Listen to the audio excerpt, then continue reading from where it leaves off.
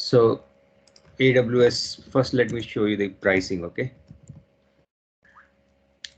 Fundamentals, okay? So the class, what I'm going to do is basically it's on the AWS networking, okay? And it will be at the intermediate level, except few topics which cannot be covered through demo like direct connect. I will cover all of the topics in the networking area, okay? So if you look at the pricing management, okay, product and pricing Amazon, okay? So if you go to aws.amazon.com, right? Because Amazon's product. So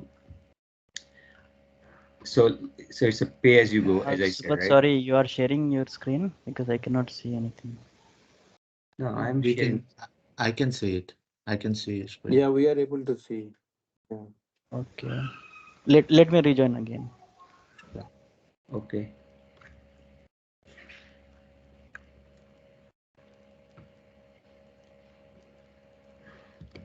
Yeah, I think you need to join. It would be better if you're joining from the laptop. Yeah.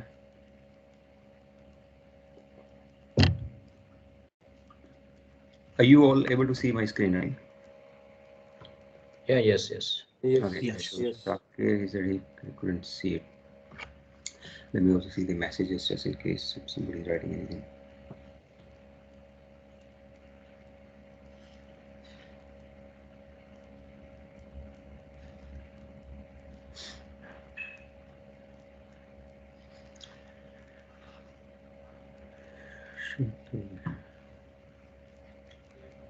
So I've not actually shared the entire screen. I've just shared one window. And so you can see that, right? The screen here. Yes, the pay as you go. Yeah. So I was saying that Yeah. pay as you go service. Cloud is all about pay as you go, right? Whatever you consume, you pay for it. Okay. And every service or the okay, Shakir, yeah. Hello, Shakir. Can you see the screen? Yeah, now I can see, yes. You can see it, right? Okay, great. So it's Amazon's product, AWS, okay? And any cloud, not just AWS, Azure, or the Google Cloud, right? G Cloud, they are all pay-as-you-go service, right? So whatever you consume, you pay for it, okay? So there are many products here, okay? So let me show you just for example, let me show you EC. EC2 instance. Okay, so I'll talk about the EC2 instance. Let's not to transit gateway, for example. So transit gateway. Yeah, so let's see this one. Okay, how this works. So all pricings are basically given. Okay, they will be mostly in the dollar pricing. Okay, so so region, so you can choose your region. Okay, so like you are in India or UK, or so let's say Europe, London, for example, where I'm based, right? And you can see that price per AWS transit gateway attachment, yeah, is $0.06. Okay, then price per gigabyte of data processed is 0.02, right? And if I can, yeah, I mean, it will always show you in dollar, okay, but it will convert into the pound or rupee, or whatever the currency you got, right? So it will do. So it is saying the AWS transit gateway hourly charges. You will be charged for AWS transit gateway on hourly basis. For this region, the rate is 0.01 per hour, okay, per attachment. Per hour per attachment, basically, right? When a transit gateway is shared across different accounts, the hourly fee is charged to the account owner of the VPC attached to the transit gateway. Okay, so this is how it is. Okay, so this is transit gateway, and if I want to show you, for let's say you want to install a Windows machine, for example, yeah, for example, so it will tell you that as well. EC2, yeah, so Amazon EC2, What is transit gateway, Subodh? What is transit gateway? Yeah, will come. That's part of our course. Okay. Okay. Yeah, that's part of our course. Okay. So by the end of this course, you will have very good understanding of the AWS networking, to be very honest. But after that, it depends on you how much practice you do yourself. So end of the course, I will tell you how can you set up your own account. You can play around, maybe zero cost or maybe very minimal cost, like you're paying for this course, that kind of cost. Basically, you can play around, or maybe not at all, but yeah, EC2 instance for it. So there is a free EC2 instance. So it is saying that as part of free tier, you can get EC2 for free. This is 750 hours of Linux and Windows T2 tier, right? T2 tier, they comes with the T1, T2, T3. More higher you go, more powerful machine it becomes. Basically, that's how it is, right? So yeah, that's how it is. But you can have, if you want to see the actual pricing, it can give you the very detailed pricing as well, free trial, then pricing will be there. Okay, so it will come, you can see inside as well. Okay, so as I said, it's a pay as you go model. Yeah, completely. Whatever you consume, you pay for it. Okay, and clouds are of different types. When I say different types, basically different types means you have IaaS, infrastructure as a service. You have platform PaaS. You might have heard these terms as well, right? PaaS, platform as a service. Okay, then software as a service. Okay, obviously these days there are more terminal as well, but these are the very common. So when we say infrastructure as a service, okay, IaaS, okay, whatever we set up, like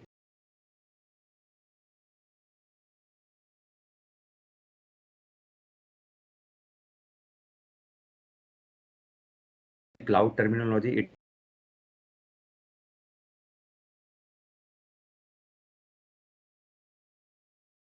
it's you are consuming somebody else, infrastructure, right? But you're building your own website there, right? So that's called the software as a service. Microsoft, this is all software as a service, because this is hosted somewhere else, right?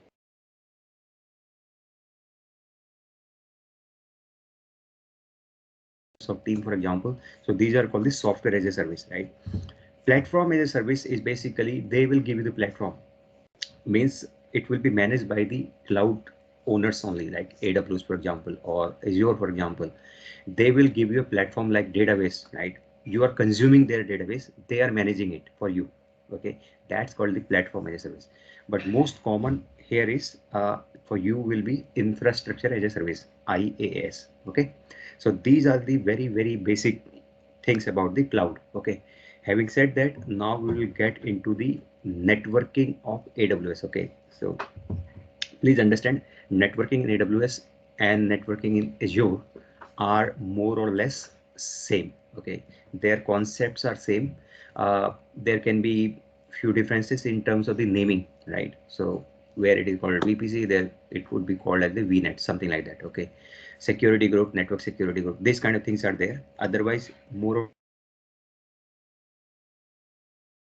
different thing. Okay, and so let's get into the AWS without wasting our time. Okay, so I have created my account. Okay, so I'll tell you how you can do yours as well at some point. So if you go to, so in AWS you connect through something called the console. Okay, so AWS console. Okay, so that's how you connect in AWS. So you open through aws.amazon.com.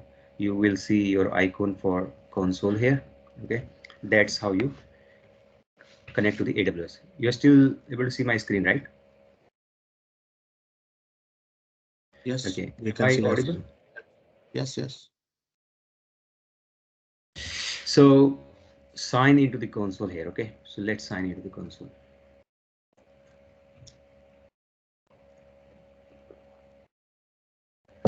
Okay, so I have my account here, so let me log in with my account. Okay, one more thing, when you create any instance or any resources, right, you please delete it end of the day, so that by mistake also you don't incur any charges, right? Maybe, yeah, there could be that lot of free resources for you, at least for some time, but still there could be something which is hidden in the pricing you might not know, right? So it's always good idea to. So first time you log in to the account console of the AWS, this is how it will look like. Okay, so console. Shall we also create one Subodh later? Huh? Can we also create later one, this one? Yeah, you can create. That's what I said. Later on I will teach you how you can do on your own. But obviously you need to provide your bank card details so that without that you can't open it. Okay, they will not charge you anything. So everything is given here. So currently this month 0000. You can see everything here, right? So you can see that, right? So, but I mean, you can do on your own later on. Okay, so this is my first account and first console in the AWS. And if you see here, so here you choose the regions. Okay, for examples, if you are in the Asia Pacific, Mumbai, for example, right? So Asia Pacific in India, there's only one region, Asia Mumbai, right? So AP South. Okay, so okay, let me just give you bit background about these things as well.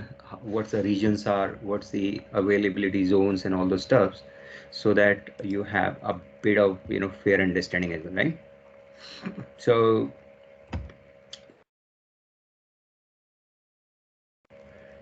whiteboarding. Whiteboard. Presenting. Can you see it? Are you able to see my screen? Yes. We Yes. can see. Yes. Okay, great. Let me first save this file. Okay. Yeah. So I was talking about the regions and the availability zones, right? So what we know as on today, you guys must have worked in. That's what I would assume, correct? So this is called a region, right? So you have a geography, okay? Then you got the regions, okay? For example, this, okay? So let's say this is my region, Europe 2. So this is in London, for example, correct? So top basically, okay, alignment, okay, align text, yeah. So the top, okay. Then you got a region, Asia 1, for example, Mumbai, yeah. Okay, and let me just see a few more names here, for example, right? Mumbai. So Asia Pacific, AB South 1, right? Then let's say you have in Middle East, not all will come. So Middle East, UAE, for example, yeah.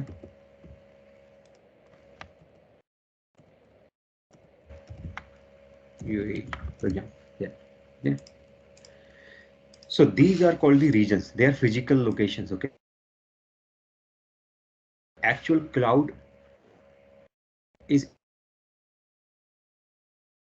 different physical location within that city, okay, big city or the country itself, okay?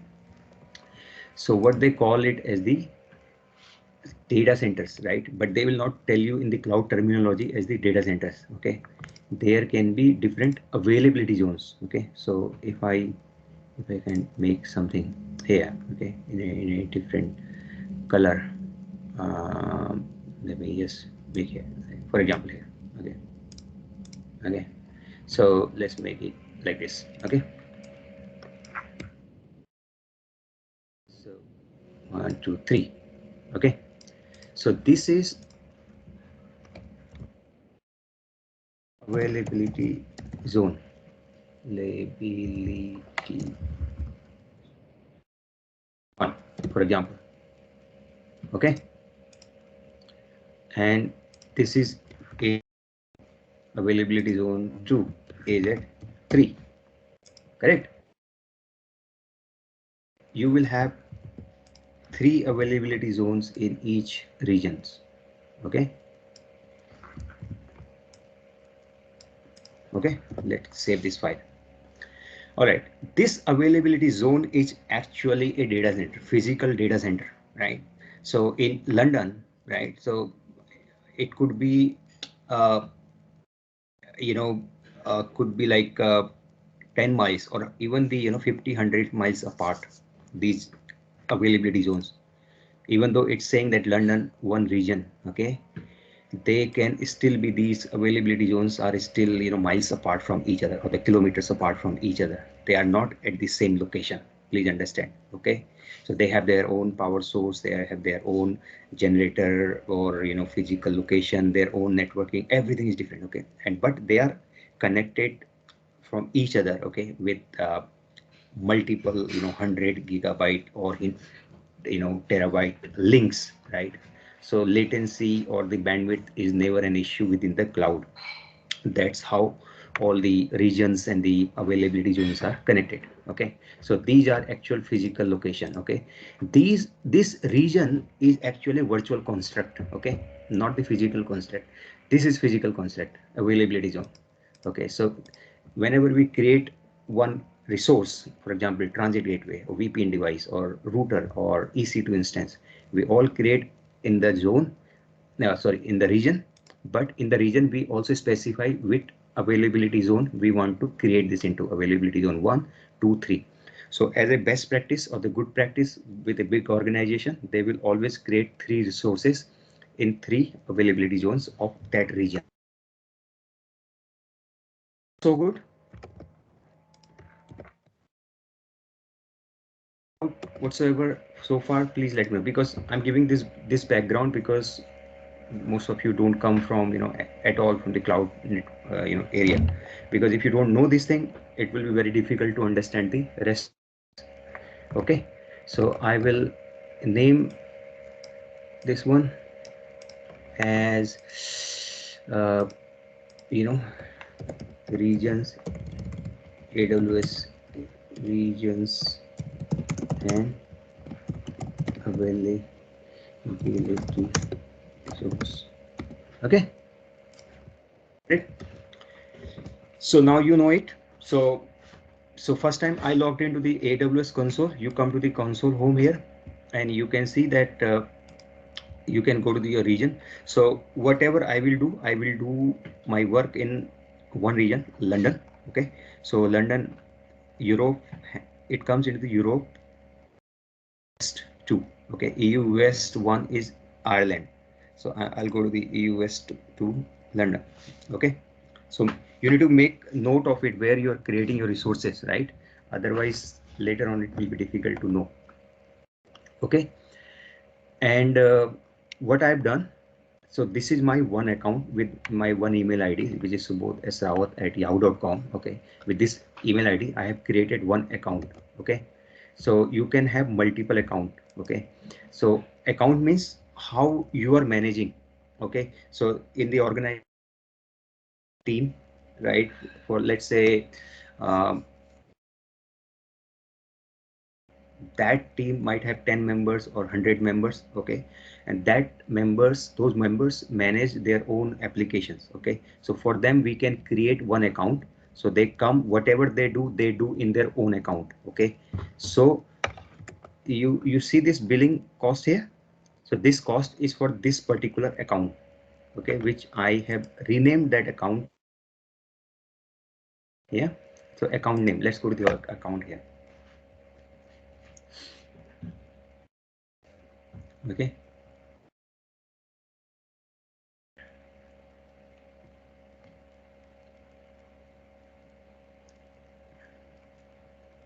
so this is, I have renamed this account. Okay, AWS-SR-prod. So reason I've given this so that you feel a kind of practicality of it, what we are doing, right? So account is basically, as the name suggests, it is for the accounting purpose only, right? Like your billing and cost things, right? Whatever the resources you are creating in this account. Okay, so end of the day, so suppose in your big organization where thousands of people are working, right? So 100 members have 10 accounts, for example, right? So a central guy who is managing the company's accounts and the finance, so he will know that, okay, which account is consuming more, so he can question them why there is more, so they can justify, yes, we have these application, these many resources created, that's why. So there should not be, kind of extra billing for the company. So this is how it is. So you can see that AWS. I have created 2 accounts for this class point of view. Okay, so both accounts we will use at some point. I'll show you how we can do that. And I don't know why system is slow. So organization, right? So root XYZ, right? For example, you're working for Cisco. So Cisco company. So Cisco might have created multiple accounts. I have used, right? So I recently created on 18th of January here, right? And both accounts have a unique ID. So your billing happens based on this ID, not on these names. These names are for your own reference so that you can easily remember them, right? So likewise, you can create multiple accounts. Add an AWS account, you can create multiple accounts, okay? And this is my first account, which is the management account. From here, I can delete this account also. From here, I cannot delete this account. Okay, so we will come to this part maybe at a later point, at some point when I will tell you how you can create your own account, your AWS, those things. Okay, so let's go to the account. Let's go to my account. Okay, and I am in AWS SR Prod, which is my first account. So, okay, AWS Prod, and let's go to the okay, let's go here, services. So you click here, services, right? The initial page, right? So this is where you get everything. So console home, let's go to console home, initial page where we were before, right? I'm in the London region, as I said. Okay, let's do everything here. Okay, networking. So we are talking about the AWS networking here. Okay, nothing else. Okay, so AWS networking, when So we say, sometimes your screen is getting stuck. Is it only for me or for others also? oh, is it? Yeah, I feel the same. For me, yeah, for me also.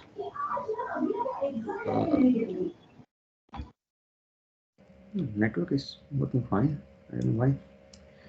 It AWS suddenly for hardly 1 to 2 seconds, your voice and screen gets stuck, and then again it is coming back. issue, So maybe I issue. thought it's Is it my okay now? issue. Okay, it's okay It's now. better now. It's okay now. Okay. Yeah. Okay, fine. All right. So let me create a new slide here. Okay. What we are doing here is AWS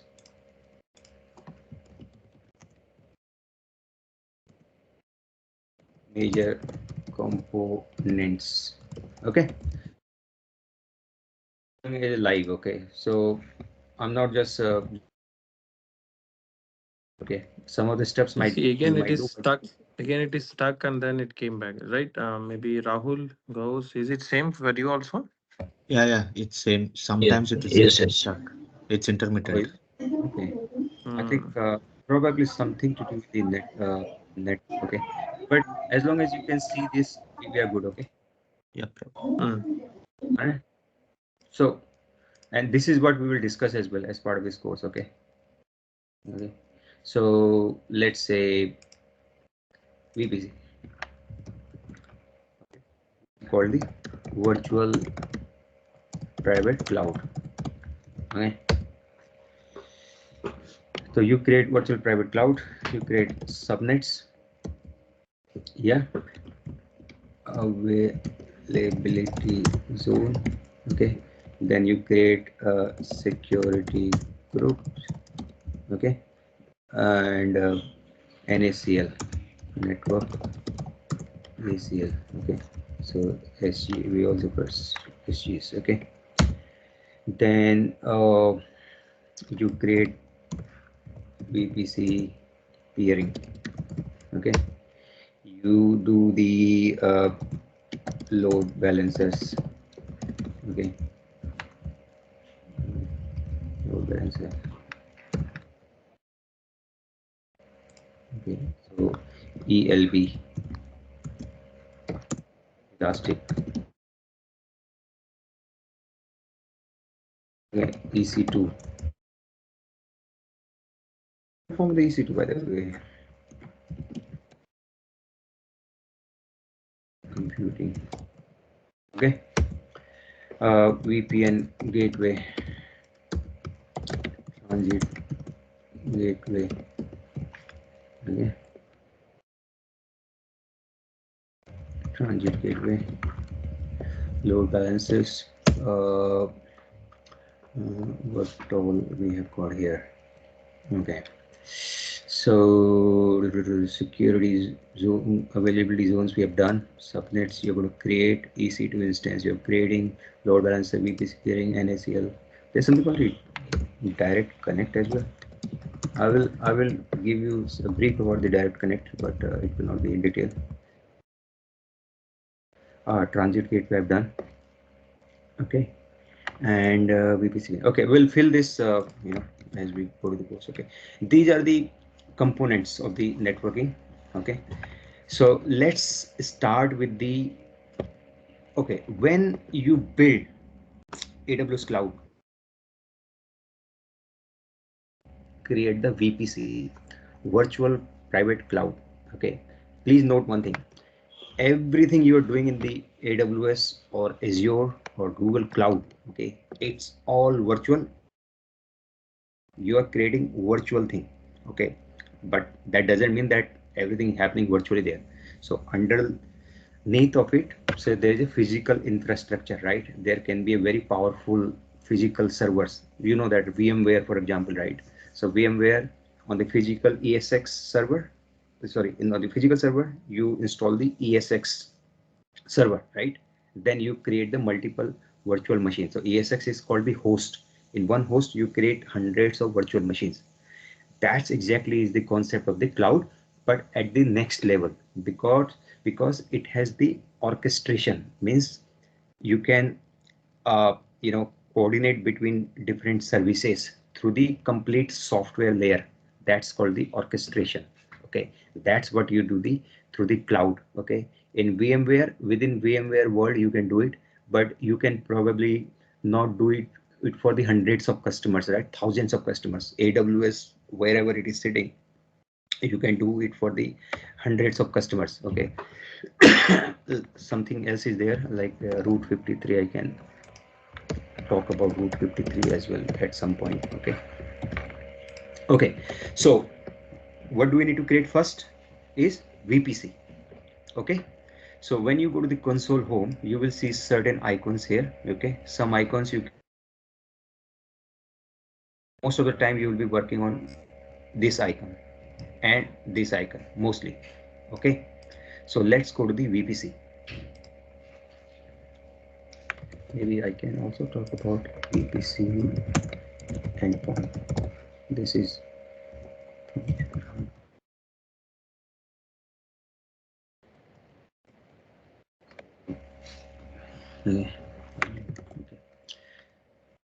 You can see the VPC dashboard now. Okay, so let me put this here. IGW Internet Gateway,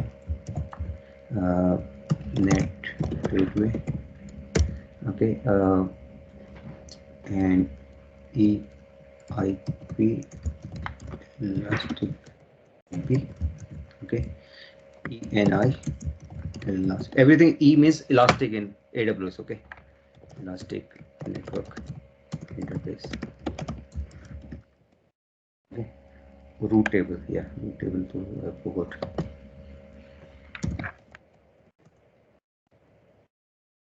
will be denoted with RT. Okay, so everything is here. Okay, so VPC peering endpoints, side-to-side VPN. Okay, so we have covered all. So when you create your first account, it will always come with the default VPC showing here, right? So we will not work in the default. Okay, so we will create our own. Please understand, we'll create our own VPC. Okay. So first thing first, what we are going to do, just let me get you familiarized with these buttons here on the left. So your VPC details, your subnet details, route tables, internet gateway, egress, elastic IP, endpoint service, NAT gateways, peering, network ACL, security group, right? So I have talked about recently AWS has also introduced network firewall. Okay, so network firewall is a kind of a your day-to-day firewall, like it can be Palo Alto firewalls, Checkpoint firewall, Cisco firewall, those kind of ASA kind of thing. It's similar to that kind of functionalities. Okay, so they have introduced, so instead of going outside third-party firewall, you can build AWS own native firewall. So this is their own native firewall. You can build that. Okay, so you can control traffic between one VPC to other VPC or between on-prem to the cloud. So you can do that through this one. Okay, then you can create virtual private network, access, transit gateways, monitoring, and certain things.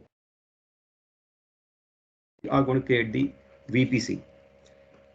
Yeah, so we are in the VPC now.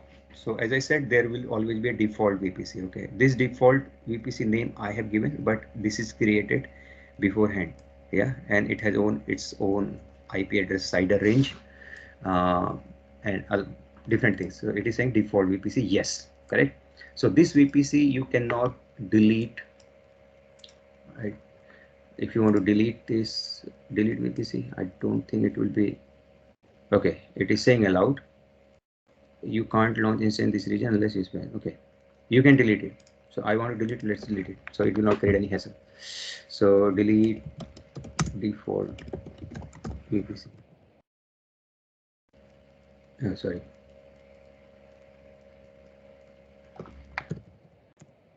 So it is asking you to type this. Okay. So by accident you don't. So let's delete it. Okay.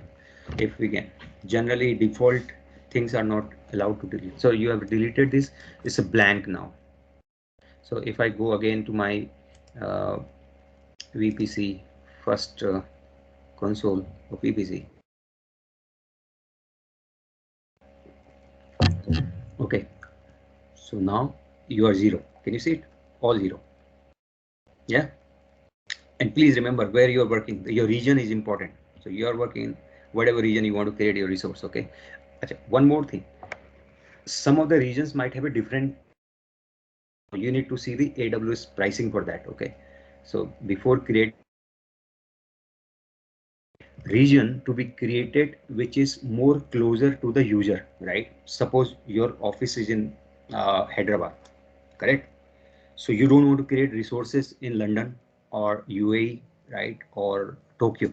You want to create your resources which is closer for Hyderabad. So India is only one region, which is Mumbai, right? So you will create the resources in the Mumbai. Mumbai region, as my first slide says here, right? Zones may not be in Mumbai itself. Some might be in Mumbai, some might be in Pune, some might be maybe Hyderabad as well, which is least likely, but they will be bit close by. Okay, please note that. So you want to create your region in the mostly. So let's go here. So now it's completely blank. Okay, and I have already renamed my account as AWS SR Prod. So we are working in the AWS SR Prod account right now. Okay, so let's go to VPC again and let's create a blank, fresh, brand new VPC. So create a VPC. This is where you create the VPC. While we do this, let me capture. I know that we are recording this. Okay, so it might help you. VPC. Okay. So what is saying? You want to create VPC only, and or you want to create VPC and more. Okay, if I do more, it will give you lots of other options like what is your subnet name, what is the route table name, right? What is the network connections, blah blah blah. Okay, these things we can do later on. Okay, let's do the VPC only first. Okay, okay, naming is important. Obviously, we are doing this just testing or demo kind of things. We can organization we want to define a proper naming standard for VPC, for subnet, for transit gateway, VPN gateway, or whatever services we are doing EC to understand. There should be a proper name so that we remember it and we document it as a central location, right? Every organization had that. So we will try to follow some basic norms, not let's say very wild name we want to create, okay, so that we know what we're doing, right? So every component we, so if I do VPC, I'll give VPC somewhere, okay? So let's say, let's create this one, okay? So let's say I'm creating this VPC, okay? So this is my VPC, correct? I'm creating this VPC. Let's give it a bit lighter color. It's a very dark color, okay? It's not looking good, okay? In AWS, generally your lines are like orange color. If you might have seen, right? So you know that you're talking about AWS cloud. Yeah. In fact, I can create it like this. Okay. Let it make it little bit this. Yeah. VPC. Okay. First VPC. Okay. And let's name this VPC as we are in the prod account. Okay. Let's say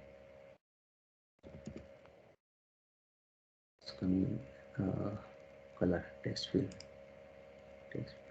auto, no text home. Okay, so let's give it a name here. Yeah, okay, so we will name it as web. Okay, web prod 1 VPC. This is my name of my VPC. This first VPC we are working on. Okay, very important. Okay, so we will name it exactly what we have. So let's say maybe I can give VPC 1.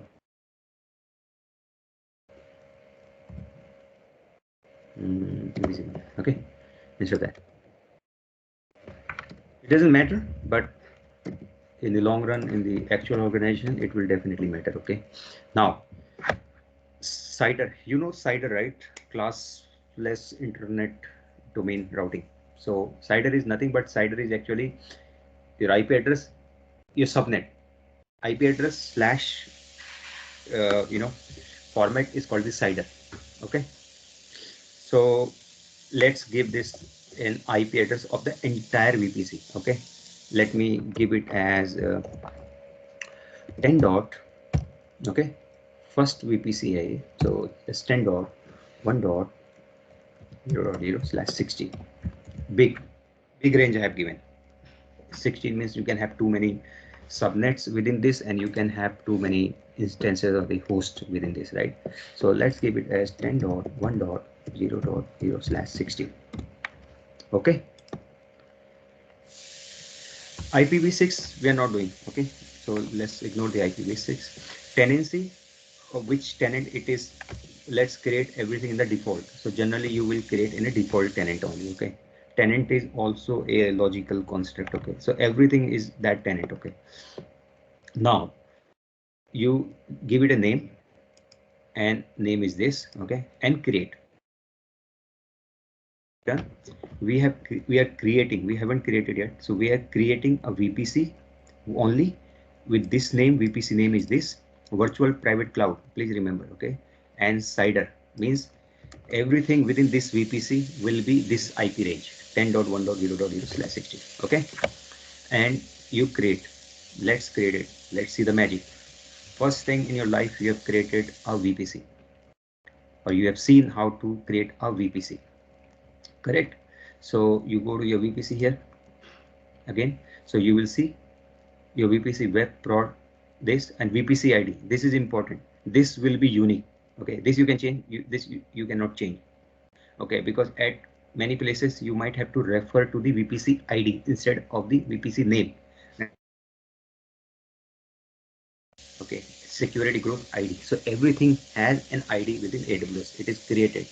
Okay, so let's do one thing. Let me just click here. So when you click here or you just select it, so it will give the details at the bottom, which we just saw in the previous screen, right? So VPC ID. Let's create the, sorry, let's copy this. So this button is for the copy, by the way. So I can paste it here. So I know that my VPC ID is this. Okay. Okay. Which region we are working? VPC creation. Okay. So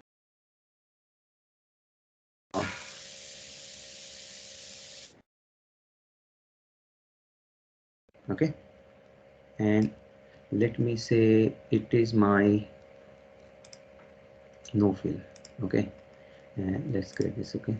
And I will say, send backward. I will say a region, right? So we are in the London region, EU West 2, yeah, EU West 2, London region. Okay, it's important that we know which region we are working on. Okay, so let's say, okay, let's select, not selectable. Let me just put it here. So let's the top as well again. Okay, so we know that we are working in the AWS region here. Okay,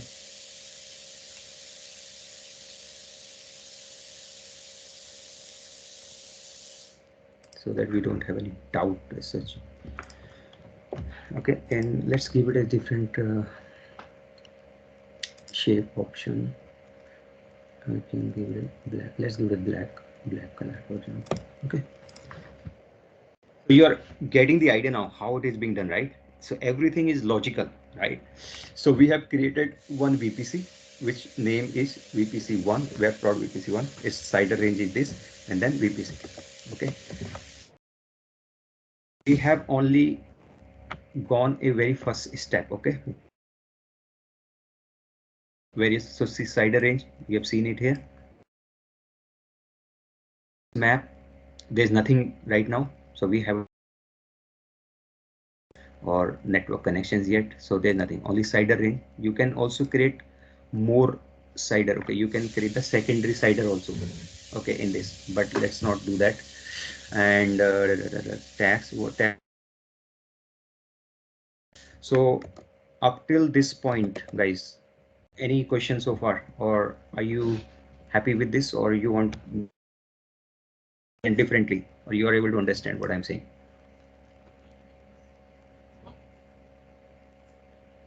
Yeah, I'm okay. Okay, okay, fine. No, because it's important that you are able to understand, because otherwise it will not make any sense, right? I know it's a, most of you, it's a completely brand new topic, right? You don't know any ABC about cloud, and you're coming into this VPC, so many jargons, you know, it's difficult to understand. But the way I'm trying to present it, so that it's more understandable, more easier to, you know, understand basically. So you understand what we are talking about. Otherwise, if you go to the theory of the AWS book, you can have 500 pages book, and probably it will take years for you to, you know, understand what he's talking about, right? So here you will understand what we are talking about, right? Easy. So first thing you do is the VPC creation. So that's why I'm creating this diagram also here, VPC creation. So in a region, we have created one VPC. Okay. After you create the VPC, you don't stop there. You create the subnets. Okay. In AWS, subnets are of two types, private subnet and public subnet. Okay. Please understand one thing. The private subnet about, okay, they are actually not by the definition, the way we define it. Okay. It is how we want to route them. Okay. So as the name suggests, from the internet, any from the internet. Your Private screen is is getting stuck for every 1 to 2 minutes. here. I do connection is Is it same maybe for you, Rahul, Gauss, Shagir? Yes, brother, it is same. Yes, It is is for same. okay. I don't know Sometimes if I'm not moving at all. Okay, I'm just talking. So are you No, able to but see? we are even losing audio your is, voice stuck. also. Yeah. Oh, okay. I don't know. We'll have to work out with my service provider because I've fairly new connection recently. 2-3 months back, I bought the new connection. So, but Okay. I do. I mean, attend a lot of meetings, but they are fine. I don't know why it's happening. Office ones. Okay, fine. Anyway, so what I'm saying here is that Actually, last night we have a Teams outage, so maybe it's because of that, I guess. or maybe I don't know. Maybe I download next time the new version of the MS Team, so that might help probably, right? There was a very big outage, worldwide Teams outage. Yeah, I know that. 2 hours ago. Yeah. Yeah, and this happens at time frame with them. Okay, fine. So what we are talking about here is subnets. Okay, so private subnet, public subnet I was talking about, right? So as the name suggests, private means it cannot access the internet directly. It's like in the office, right? You have DMZ. So public subnet is kind of a DMZ zone basically. Okay, private subnet is non-DMZ, anything inside. Public means everything accessible from control through the firewall or the network list, access list or security group. You can control the access, what you want to access. Okay, so let's do the subnet creation. Okay, private subnet, public subnet. Okay, so we will create 3 subnets. Public, name it. Okay, shape fill, let's put it like this color. Okay, shape fill. Okay, so top one will say, okay, now let's name it again. uh, uh, let's do this one with a small font because this looks to me a big font.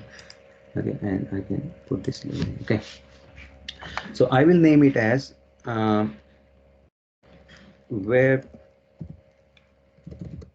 black. Let's black. Okay, so web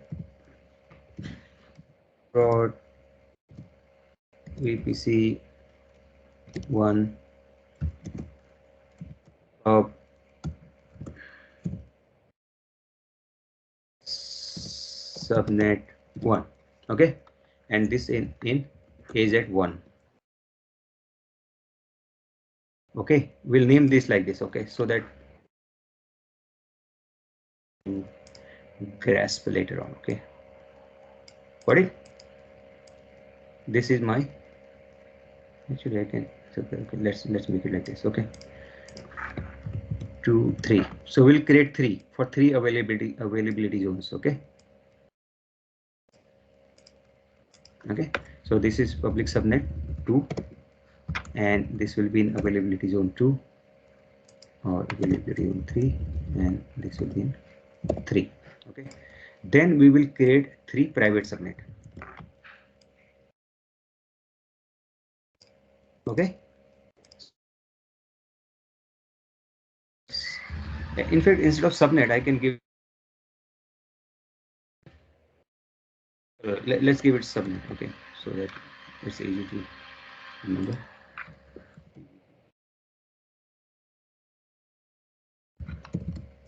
So you will understand. Okay, the way they are created, the way their instances are created within them are exactly same. There's no difference. The route table, when you associate, means who will go out to internet and who will remain inside. That defines which is public, which is private. Okay. So let's do first subnet first, public subnet. We're going to create now. Okay. So you have defined, you have created your VPC. So you go to next task is your subnet creation. Okay. So I can write in the here task. Okay. First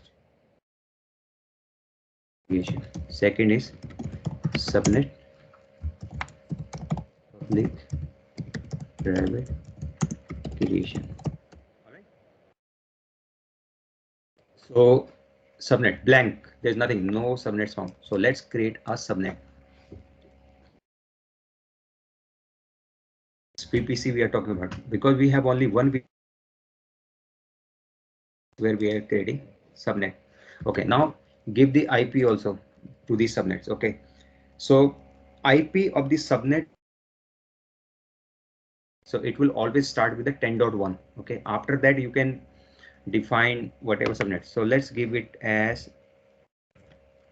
10.1.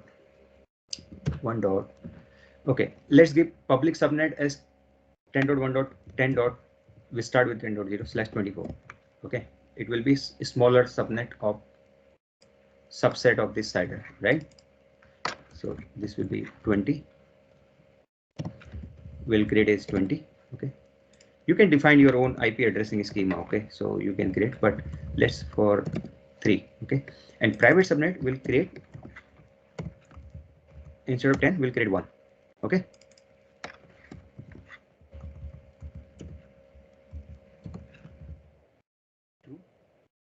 Yeah. 3. Okay, very important. I'll share this with you later on. Okay, so let's do first thing first. So this is the VPC CIDR. Okay, you cannot change this. So now it will say subnet name. So let's copy. I think I copied, but let me.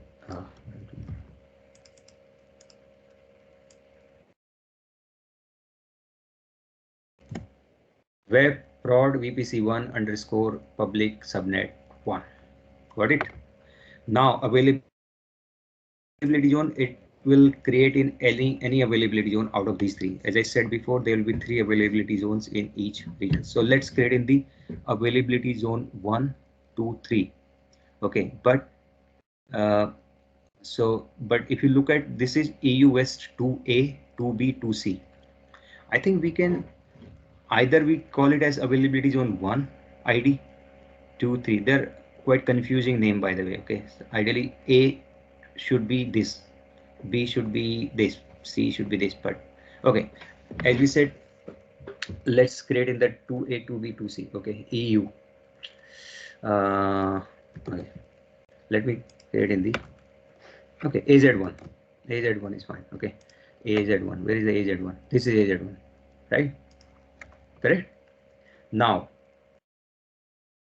VPC CIDR block will remain same. IP address of the subnet. So IP address of this subnet is 10.1.10.0. 10.1.10.0/24. Correct. So you can have 256 IP addresses, right? And name we have already. Okay, I can create this subnet straight away, or I can create all 6 subnets here. Okay, it doesn't matter. So let's create all subnet 2.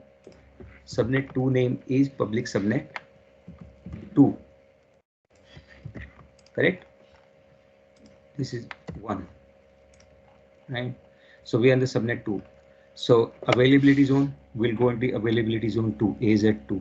Okay, and 10.1.20.0/24. Let's go back here. 10.1.20.0/24. Right? Public subnets we are talking about right now. Okay, and we're done. Third subnet is subnet 3. Availability zone is AZ3, and CIDR is 10.1.30.0/24. correct? So let's create these three first, then we'll create the private subnets. Okay, create subnet. You okay? Let's do that. So creating subnet 1, 2, 3. So once this is done, so you are in the VPC dashboard here. So subnet, you click on subnet, you see all your three subnets here. Subnet 1, subnet 2, subnet 3, right? And they will create subnet IDs here. Okay.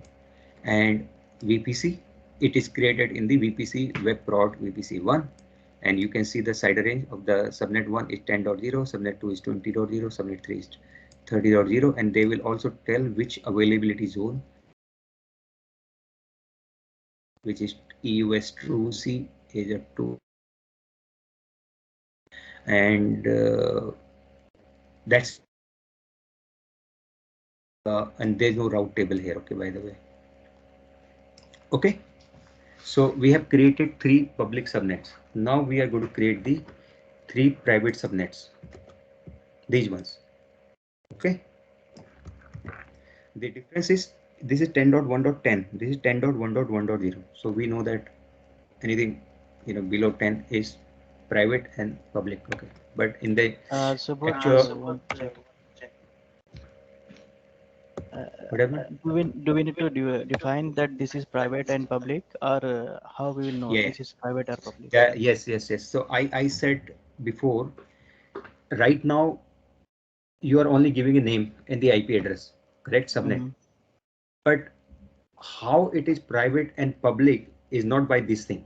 Okay, that I will cover in a minute. After this we'll go how it is defined as a public or private. So public means it is accessible from the internet, means it's a DMZ kind of zone, right, in the data center. This one is inside network LAN. Okay, how you do it? Through the route table. Routing table tells you which will go out and which will remain inside. That's how it is. Okay, so right now we are only defining and giving name, but there is no actual difference between private. It can technically this private can okay, you can do that. Okay, but so create subnets. So again select VPC, same VPC we are defining. Now we are defining the private subnet, correct? First one is in the availability zone 1, and we'll give it as a. So we can create subnet straight away, then again create two more, but we can add both the subnets so that it's a quick process, right?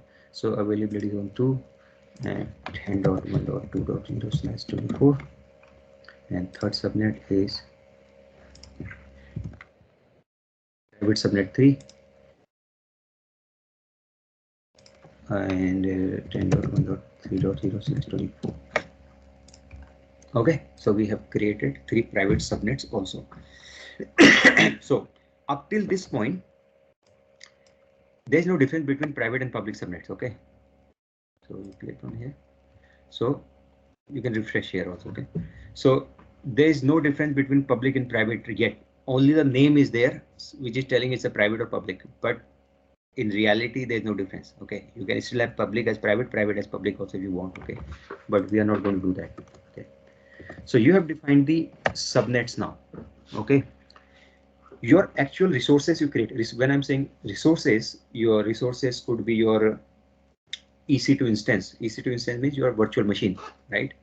Those will be sitting inside these subnets. One of these subnet, one subnet here, one subnet here, one subnet here. Okay, so we'll try to create everything in the subnet 1, for example. Okay, and then we will see that they can communicate with each other. Okay, that's what we'll do. Okay, so you have defined in your construct in this region, you have created one VPC.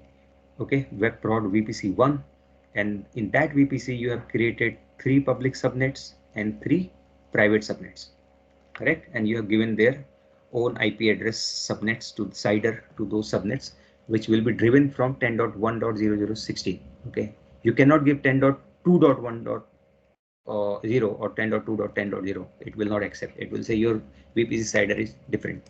Please understand that thing. So we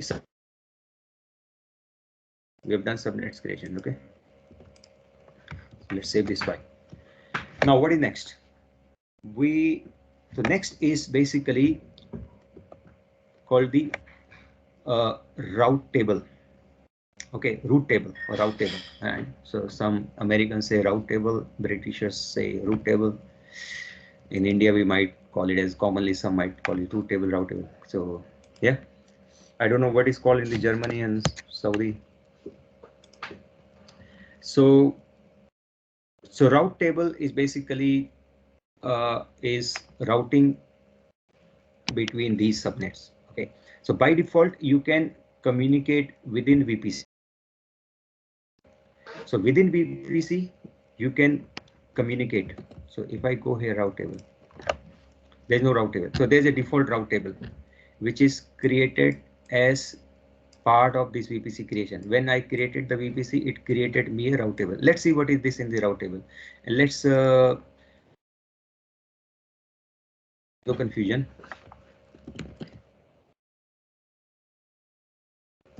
RT.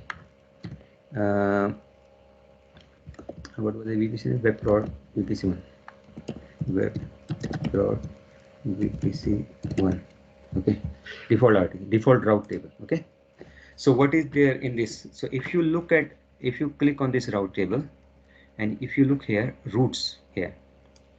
So this route table is actually associated with this VPC. Got it? This VPC. So it is saying 10.1.0.0. Okay, your target is local. Target is local means within the VPC is your target. Okay, active, propagated, no. So subnets association, there is no subnets it is associated with yet. So available subnets are these. Okay, so you edit subnet association, you can do that. So they can, these subnets can talk to each other basically. Got it? Otherwise they will not be able to talk without the route table. Okay, and what is the other things associated? Route propagation is none, right? So few things. Do we want to create a new route table, or do we want to use the default route table which is created as part of the VPC creation? This is up to us. Okay, I suggest we create a new one and we understand what we are talking about. So let's create a new route table. So I task list here. Okay, route table creation. Okay, now let's do the route table creation. I'll say this as my RT. Okay, let's say this as web prod. Okay, let's do this thing. Okay, let's create one route table for public subnets. Okay, let's do that. So in a I'll VPC, Subodh, if we create both private and public subnets, they communicate without any routing, right? It doesn't matter any difference between private and public. within it. So if you cancel it, okay, because you remember there was a default VPC earlier created, right? Correct. We deleted that. But now because we created new VPC, for that VPC, this VPC, you see the VPC, web prod VPC 1. So this has created another default route table. Okay, and this route you'll see 10.1.0 means okay, but it will only communicate when you associate the subnets also with it. Right now there is no subnets associated with it. So there are subnets available in this VPC, 6 subnets we created, but they are not associated, so they can't talk right now. We need to associate as well. Right? Though they are part of the same VPC, they can't talk. That's what you're saying, right? It can't talk unless until you associate the subnets. Yeah. Okay. Yeah. So what we are doing, we will create one route table for the public subnet, one route table for the private subnet. Okay. So I'll say one for public subnet, one for private subnet. And this is where your question before, this is different from public and private. Right now there is no difference. This will make the difference. Who can go out and who cannot go out. Got it? And Yeah, that okay. is why that is why I said you need to have a basic knowledge. Obviously you all come from the networking background, so it's easy to teach. If somebody is coming, I mean, zero from the networking, then I can't teach. So first we need to teach the networking, right? What is CIDR, what is DMZ and all those things. Because you come from that background, it's pretty easy. Yeah, so let's do that. Okay, let's name it something. Let me name it. I can name it as something. Let's make a font as coding. Okay, so it's so okay. Just So name it as web public. No, we'll say okay. Everything we do, we give a good name so that we remember where it is created. Which VPC. So right now it's a small environment, so you will be able to remember everything, right? But tomorrow you might have 10 VPC. Then it will be very difficult to know that which VPC it was created with subnet. So that's why organizations also build a naming standard alongside these, cloud formation, right? Otherwise it's okay. Web prod VPC 1. I'll say okay.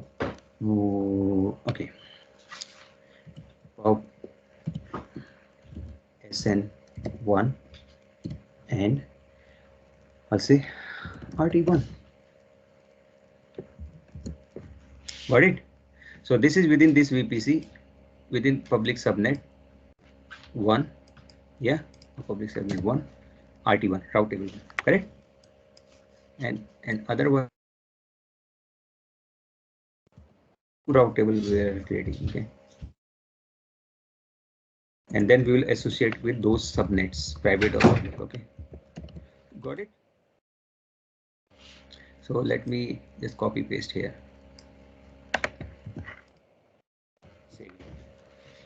All right, so let's go here. Route table, create route table settings, name. So web prod VPC 1, public subnet 1, RT1, route table 1, which is created in a VPC. It is still not created yet. Okay, I'm giving that name. So now we need to define VPC. Suppose we give it as a VPC 1 here and we choose the second VPC. It was there. It will work for that VPC, but your naming will be confusing. So this is why your naming, your everything should match. Okay, if it is not matching, you will have trouble in the future. Okay, so please do that way. Okay, so we are creating in this VPC this route table. Okay, let's do that. So create this route table. Okay, let's create. So after that we create as subnet association. We can do that. Okay, and we can also edit the routes. Okay, so we'll do this route addition in later on. Let's create another route table. Create. So now you see that we have two route tables. So one was the default, which was created as part of the VPC creation earlier. Okay, and so if you see that there will not be any difference because we haven't done anything. Only this earlier it was 10.1.0.0 local target and active. Now here same local target active, and there is no subnet association here, and there was no subnet association before also. Okay, so let's create another one and let's name it as the for the private subnet route table. Okay, same VPC, correct, and create route table.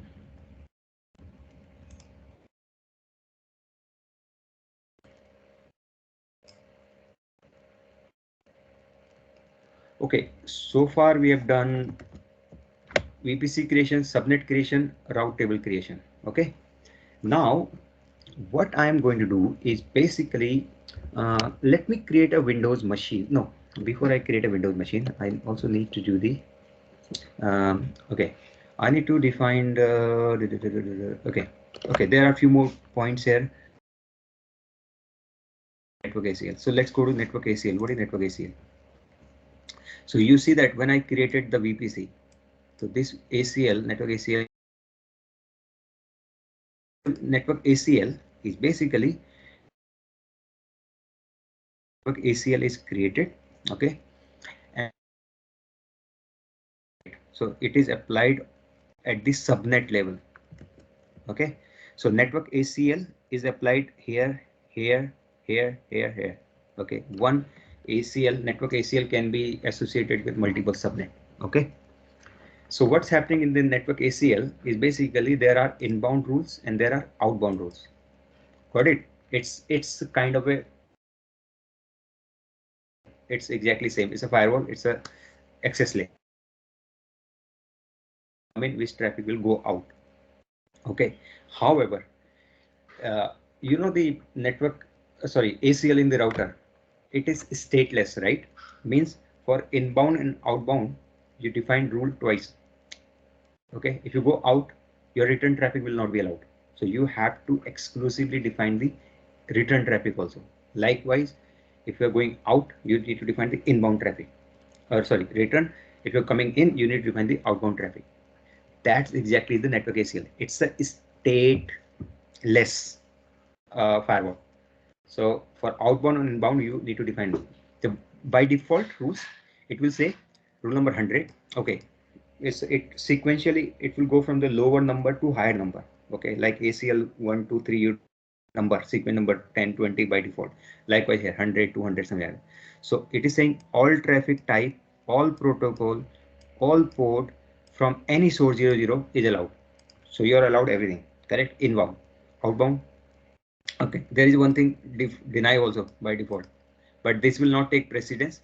This will take precedence. So everything is allowed by default. Okay, outbound, likewise outbound, number 100, all traffic, all protocol, all port, destination, any is allowed. So you are safe from the network ACL point of view. Okay, so you don't do much in the network ACL, to be honest. Okay, you do more on the security group. So then comes the next level security, which is called the security group. The difference between NACL and security group is, first, NACL is a classless, stateless, sorry, means for each outbound you need to define the inbound connection also. So it's better to leave it as any allow. Okay. The second difference is ACL, NACL, network ACL is applied at the subnet level. So each subnet you apply. So you're controlling this subnet, this subnet. Security group is a stateful. If you define outbound, let's say you're saying I would go SS, your inbound traffic will be automatically allowed. It is like stateful firewall. Second difference is security group is applied at the instance level and network interface level. So in this subnet, this is incomplete yet, right? So you need to create instances, you need to create the virtual machines, right? At that virtual machine, you apply the security group, not at the subnet level. So you're not applying security group at the subnet level, you are applying it at the instance level. Okay, and it is stateful. That's okay. So we'll say that, okay, let's do that. Okay, let's define something. NACL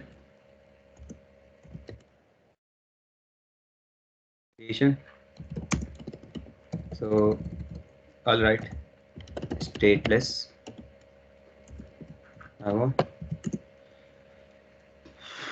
by default, any allowed. Okay, and applied at subnet level, correct? Then comes the security group. Okay, it's a stateful firewall.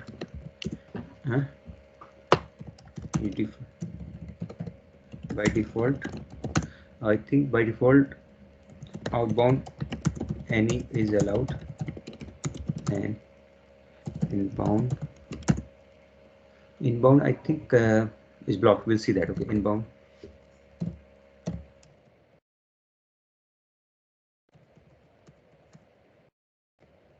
of applied at instance or inter.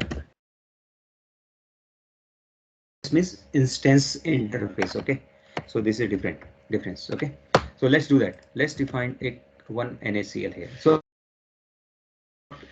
touch this NACL because NACL we are not okay. One more thing, NACL is not very scalable by the way. Okay, so you can have maximum.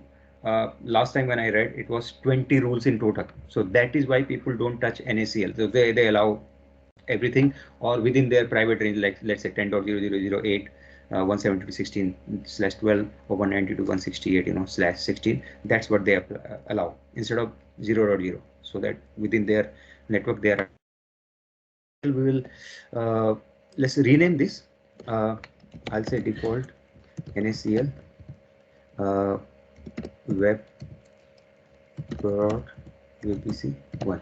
Okay, so default NACL. So we'll leave it default NACL. Okay, because we already have these subnets associated with it. Okay, so we will play with the security group. Okay, so right now I'm not doing anything with the security group.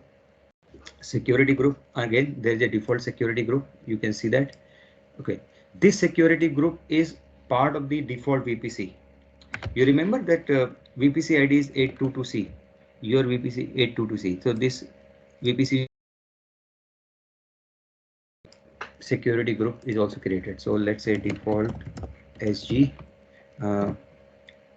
web prod VPC 1. So this, so how do I know that this is my this VPC? So see, VPC ID is this 822C in the end, 05C 822C. So my VPC 05C 88. So this is associated with this VPC only. Okay. So I was talking about the, again it will have the inbound and outbound rules. So if you look at the inbound rules, so rule number, okay, in this rule number will not be like 100 200. Okay, and there is no deny statement here, by the way. Okay, so means the in the end, right, in the ACL you have a deny statement. There's no deny statement, default deny statement here. Okay, so everything is permitted. So you see that all traffic, all protocol, all port, from which source? It is saying that, which is FD3E6. So F, wherever this security group is applied, they can communicate with each other. Got my point? Mm-hmm. So you're saying by default inbound is within that security group, within that SG. Okay. Outbound will be IP traffic, all protocol, port range, yeah, any destination allowed. Okay. So inbound within that SG, wherever that SG instance is applied, those instances can talk to each other. Okay, and outbound they can go anywhere. This is the default one. Okay, so we'll come to security group in a minute after we create the instance. Okay, so that we know what we are talking about. We might create a new instance as well. Okay, so now do some magic into it. We created a VPC in a London region, EUS2. Within that VPC, we created 3 subnets private and 3 subnets public. Okay, and we have seen network ACL and security group. Okay, now it is not a fun until we have some resources, some virtual machines inside or some servers inside that we cannot access. So there is no point, right? So let's do one thing. Let's create some resource. So for resource creation, we will go to the EC2 here, not the VPC. Okay, so let's open in a new tab here. Okay, EC2 management. So far, any questions, any doubts, right? All good.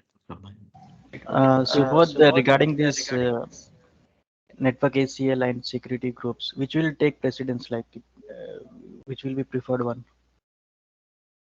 If there is a conflict, if you like blogging in NACL. The good question. It's a good question. So Let me make it as a MS Paint. Okay.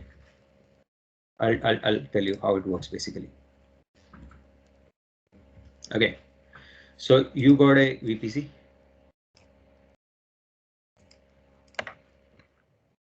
Okay.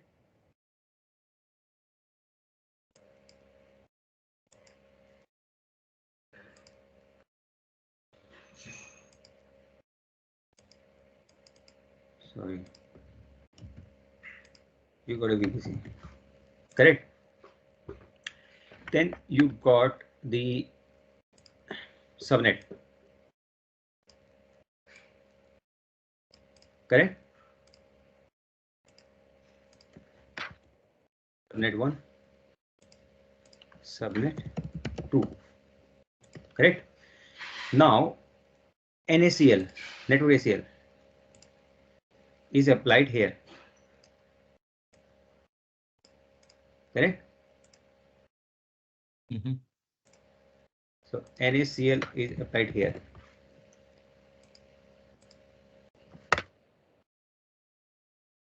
Got it? Now you create the resource, EC2 resource or server, right? So server, let's say you have created a server here, right? Server 1, server 2, server 3, for example. Okay. So you created server 1, right? Server 2 and server 3, for example. Correct. Now your SG is actually applied here.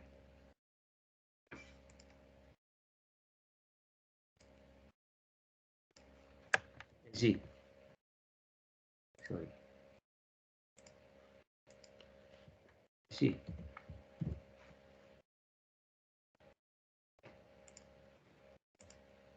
SG and SG. Yeah, let's write it here. So now your question will be answered with this graphics here. Got it? Now, so somebody is coming from here. Let's say this is my internet. Correct? Internet. And you have internet connection here. Okay. So somebody is sitting here and he's trying to access this resource, this web server. Let's say this is a web server running. So what will happen? So first he will come. So I'm just ignoring the internet gateway and all those things. What will happen? He will enter your VPC. Correct? Within that VPC, he will enter this subnet. Got my point? If NS can't get into the subnet or these resources at all, correct? So your question is answered. Who is preference? So inbound connection, your NACL is your first preference, your first entry point, correct? Then after that, if he says yes, allow, go inside, then he will go inside to access this server. Before accessing this server, he will hit the security group. So security group will check whether I am allowed, whatever it is, RDP, right? It says yes, allowed. Then return traffic, as I said, security group is a stateful. This will say go out because inbound was allowed, correct? Then NACL will check whether outbound is allowed or not. If it says yes, any outbound is allowed, which is by default, and it is accessible. So this is how it will work. Okay, for the inbound, let's say outbound, this server wants to access the internet. So what will, let's say this server wants to access the internet, right? So what will happen? First, it will go hit the security group, will say allow or not. If it says deny, it can't go out. It's all out. Correct. If it says yes, allow for HTTPS or HTTP, then it will hit the NACL. Again, NACL will check whether I'm allowed or not. By default, it is allowed. Then it will go to the internet to blah blah blah. Did this answer? Who will take preference? For outbound, SG will take, but it's not a preference. It's a rules basically. So you need to define the rules in both the places. Anywhere it is denied, it's completely denied. Whether it's NACL or SG, it's as simple as that. Did this answer your question? Yes, sir. Thank you. So let me put this into that slide there so that we know it will be good in the future, right?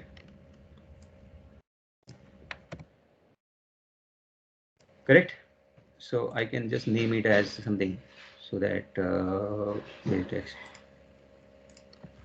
Network flow. and SG working, something like that, right? So that you know that what we're talking about. Got it? So this answers your question, right? So now Yes. we will create the EC2 instance. So we were in the VPC, virtual private cloud. We have done VPC, we have created subnets, we have created. Now the real magic starts with the actual virtual machine. So we will start with a simple machine first. So Have we associated subnets, Subodh? Not yet. Eh? Subnets are not associated yet, right? Associated with what? To that route table. Not yet.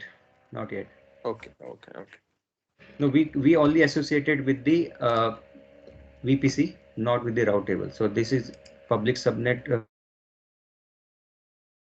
only local. So we will see how it works. What we will do, first thing first, we will create you guys are familiar with bit of Linux as well, right? Or not? Or just Windows? Anyways, we are not going to deep dive Linux. So very basic commands of the Linux will do, because a lot of things are easily done on the Linux in the AWS, but obviously they can be done on the Windows as well. Okay, so let's create what we do here. Okay, so we'll create this kind of pattern here. Okay, server one, server. Okay, let's create one server here, one server here. Okay, let's create one server in the public subnet one. Okay, and let's create a Windows server. Okay, so let's go to EC2 instances. We go. So here you saw that in the dashboard, EC2 dashboard, 0 instance. There's nothing running here. You remember when I created that security group here, available for you to consume. Okay, but we haven't done anything yet. Okay, so let's do an instance. Okay, so we will do probably few more minutes. We'll take break. Okay, then we'll come back again. Okay, so blank, there's so let's do the very first magic of our cloud world, instance. Without, it's nothing. VPC is nothing, right? Okay, now what do we need? Let's say, okay, so let's go back to our this drawing here. Okay, so I want to create this here. Okay, so let me copy. Okay, we are in London region, so let's copy this thing here. Okay, all right. Okay, so we are in this VPC. Let's make it bigger here. Okay, and let's sorry.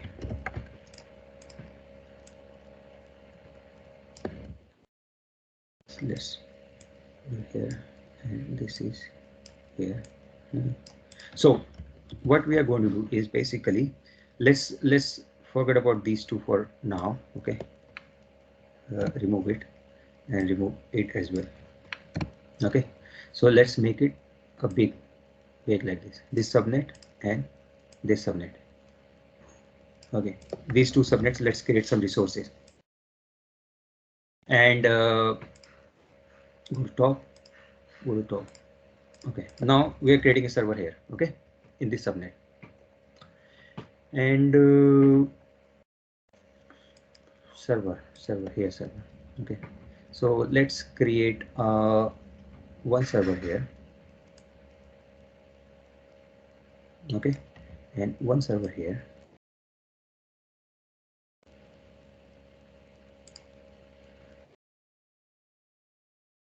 Okay, let's give them name, some server name.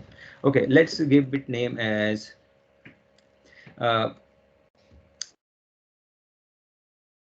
PC1. Okay, P PubSN1. Okay, and I'll say it as the RDP server 1. So this is my RDP server 1. Web prod VPC 1. Within that public subnet 1, and I'm creating a server named as RDP server 1. Okay, likewise let's create a private subnet also, and this is Windows machine I'm creating for right now. Okay, and this one I'll say same, but instead of private it's a public, I'll say private. And this is not RDP server. I'll create a let's create a just server 1. Okay, test server 1 or server 1, for example. Okay, you get this point? Yeah, so let's create the server first. Okay, in the public subnet. So go here. So name of this server is this web VPN. No, what was I saying? Web prod VPC1 public subnet 1, and I'm creating RDP server 1. Okay, now because RDP runs on the Windows, so I'll choose out of these images, I'll choose the Windows image, right? So I'll choose the Windows. Okay, now because I'm running on the free tier eligible. Okay, so if you remember that you can see that, right? Free tier eligible, there are many images are there, but I'll choose the free tier 1 here. Okay, and AMI, what does AMI stand for? Amazon machine image. Okay, so all these servers are running on Amazon machine image. Okay, and Microsoft 64-bit. Okay, now you remember we talked about T1 T2 architecture, right? So if you click here, so you will have T2 small, T2 micro, T2 nano. So T2 micro is eligible for free. Okay, but yes, once your free tier is expired, you will be charged on demand per hour $0.178 US dollar, something like that. But you can T2 large, you can go T3, C1, C2. These are all resources basically.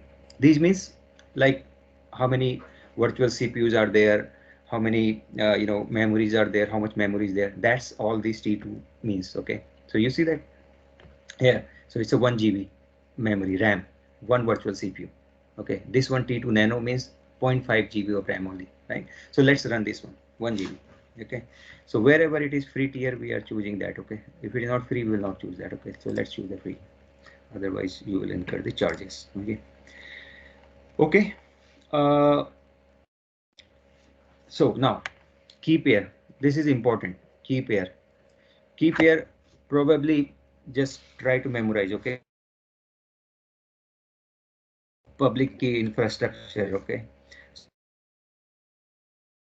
communication between you and between the site. So you will be given a certificate, private key or certificate. Okay, so what we will do, we might have one key here or we might not have anything. Okay, so let's create, it's saying required. Okay, so let's create a key here. Create new key pair. Okay, let me create it for you. Okay, key pair name, just give any name is key pair 1. Let's create key pair 1. Okay, type RSA. Okay, PEM or PPK. So if you are right, so PEM will work with the OpenSSH client, and if you're doing the PuTTY, which you do more these days, so you might need to create a PPK, or you can convert PEM into PPK also later on. Okay, if you want. Let's create a PEM file here. Okay, so let's create a key pair. Got it? So it's downloaded in my folder. Okay, this file. So let me see where it is downloaded. and let's save that file somewhere. Okay, so if I go to download folder here, so I go my AWS class which I'm doing here. I'll keep here. I did it previously as well. So keep here one I did here. Let me let me override it. Okay, key pair key hyphen pair one spam, this one we are talking about. Okay, so let's remove, actually let me remove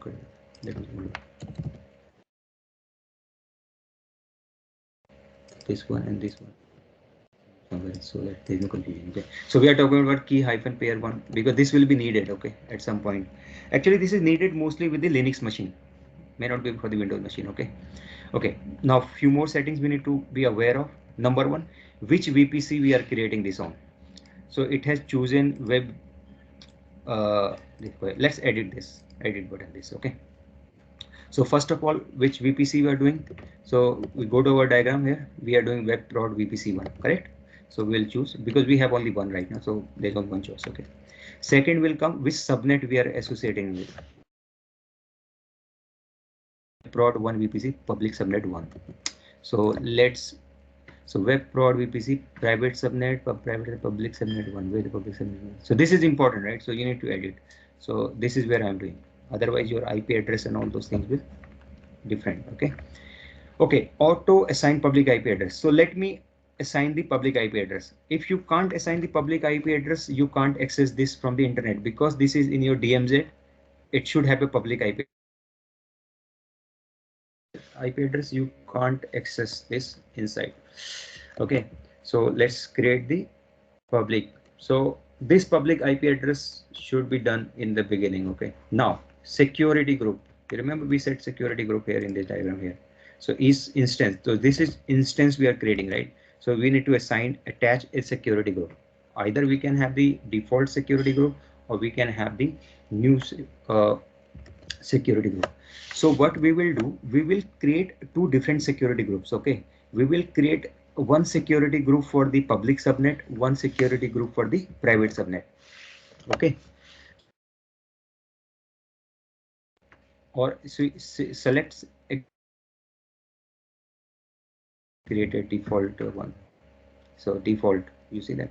So let's create a new one. But you can change this later also, by the way. Okay, so you don't necessarily have to do it now, but if you want you can do it later also. Okay, so let's give it a name. So did we give some name, security group name somewhere? Okay, so let's give it a name. Okay, so we give name in this line only. Okay, so as I said, we will create a security group for the public subnet and private subnet separately. Okay, security group here also, and you can attach there. Okay, so let's say you create a new security group here. So in fact I can do it here. Let's create one here. Okay, and let's create one there in the second one. Okay, so let's say this one, web prod VPC1 public subnet 1. Instead of public subnet 1, I'm doing, I'm creating one security group for the all the public subnets. Okay, so instead of for each subnet, even though I can be more granular, I can define subnet wise also. Even not just subnet wise, I can create for each instances, each thousands of security group. But let's keep it simple. Let's create one security group for the entire this, where is it going, for this security group for these all these subnets, and one security group for all these subnets I'm doing. Okay, so public subnet, I'm saying it as SG1. Okay, description, let's say just no description. Okay, select VPC, and this VPC I'm creating. Okay, and rules inbound and outbound, I'll define it later. I can define here also, but let's do it later. Okay, create some security group. Okay, one security group is created, and one security group I want to create for the private subnet also. Okay, private subnet security group 1. Okay, and I'll say same description, and I'll say here, and let's create it. Okay, if I now go to security group, so I should have 3. So one was the default, one are these 2. So let's give the name. Actually I should have given the name tag, which I did not give. So let's name this as this, so that we know what we're talking about. And this name I'm giving this name. Okay, so one for the public subnet, one for the private. Now let's okay, we'll modify the rules later on. Let's go here now. Okay, now I don't know whether I will be able, or I may be, yeah, I have seen it. Correct. The instance tab now again. So I'm selecting the existing one. So let's select this one. Okay, groups are identical, there is no difference. Okay, we will define the rules later. Okay, once this is created. So let's select this one. Okay, it is saying how much GB space volume you need. It's creating. Let's create it as a default. Okay, and one more thing, advanced. Okay, we'll go and run settings later. Okay. Launch instance. Okay, if we want, I can also create one more instance. Let me create a Linux instance also here in the public subnet. Okay,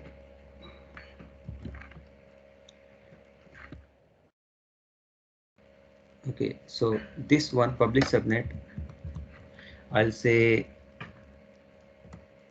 Linux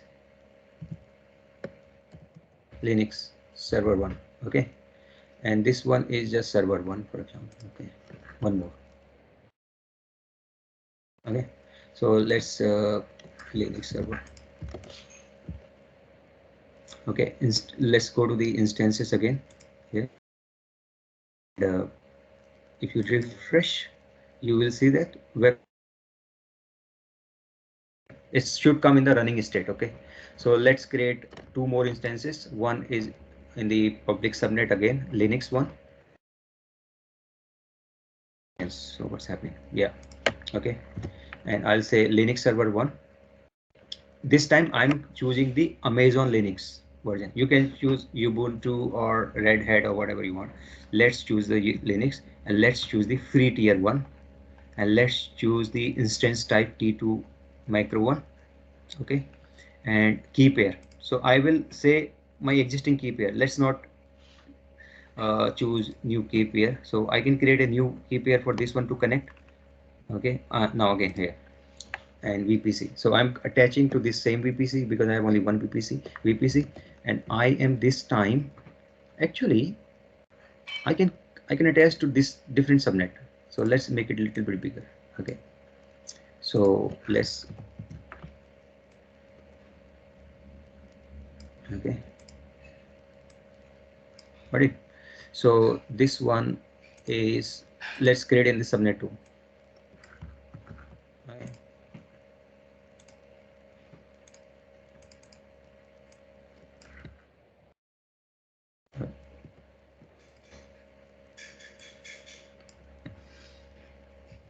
And it was in AZ2 if I remember, and this was 20.0.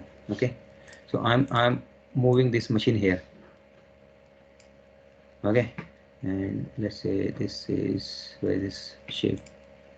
Okay, save it. Okay, so this machine I'm creating Linux machine. Okay, I can make it a little bit smaller so that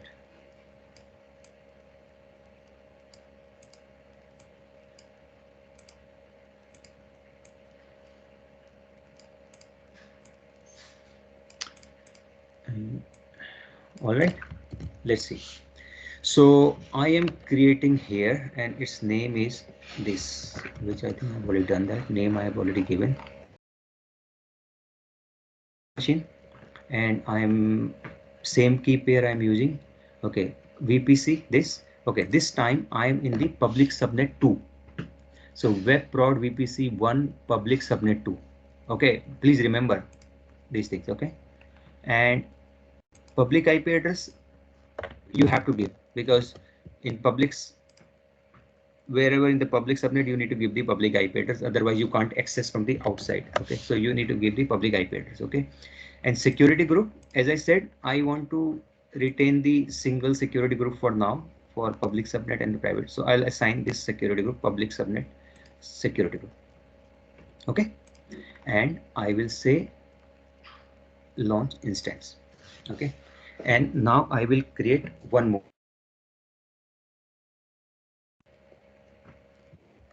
Okay, so go to instance, launch instance, another one, and this time its name will be this one, web private subnet 1. Okay, and this will be a Linux machine. And again I can, so name you can give as per your convenience. Okay, so private subnet server 1, and again Linux machine I'm creating. Okay, and this key pair I am choosing the same one. You can create a new key pair also, but let's keep it simple, same key pair.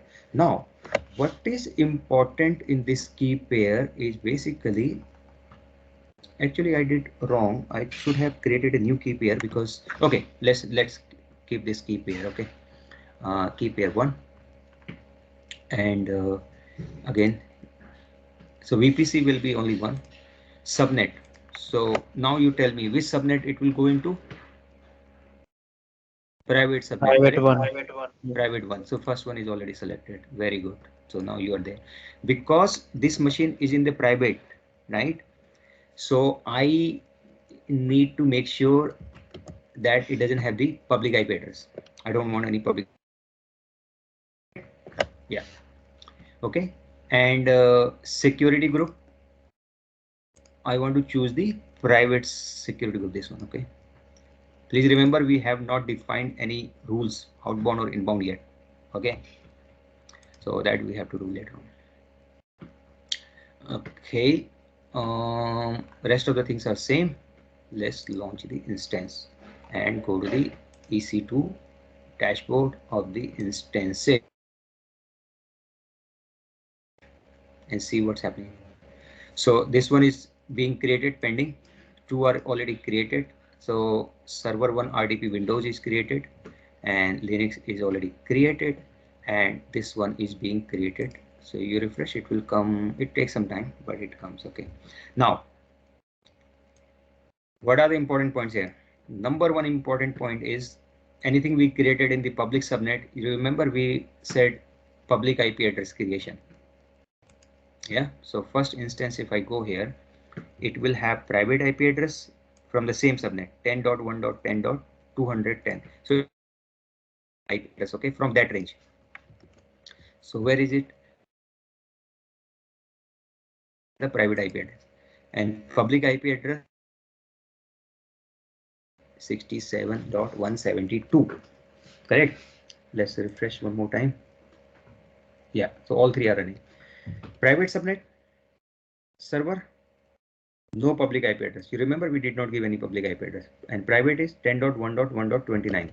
So this subnet was 10.1.1.0. So it is given 29 IP address. And third server, this one. So it has public IP address 18.171 and private IP 10.1.20.0. Okay. So now we have done few things. Now let's try to. Okay, what is the username? What is the password, by the way? Okay, so let me put something here in this slide. Okay, so default.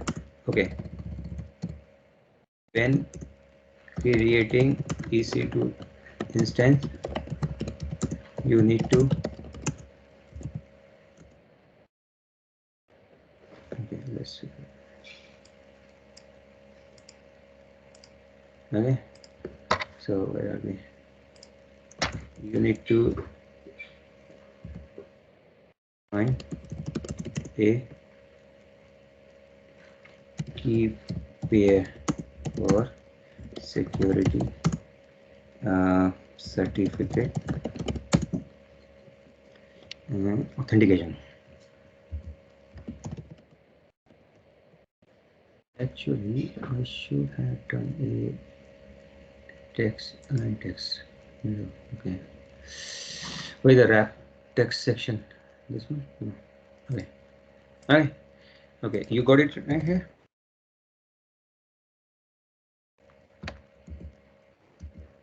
Okay.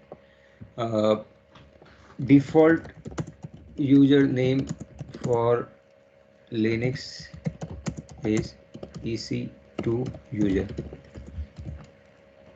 No password. No password. Okay. It's authenticated with this certificate. Okay. So no password. Okay.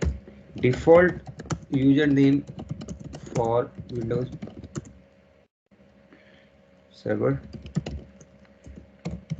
you need to get from AWS console. So we'll do that now. Okay.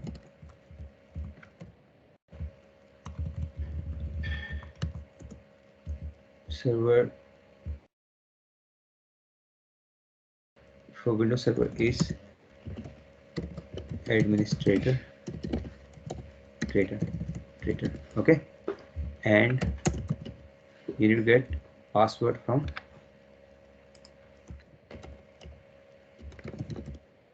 AWS console. Okay. So password we'll get from there. Okay. Now let's go back to console here. Refresh. So you have everything's up and running these servers, but you cannot connect. So let's see RDP server, this one. I'm going here. Okay. This server. This is my RDP server. Big IP address, and I want to what do I want to? How to ping it basically? Can I ping it?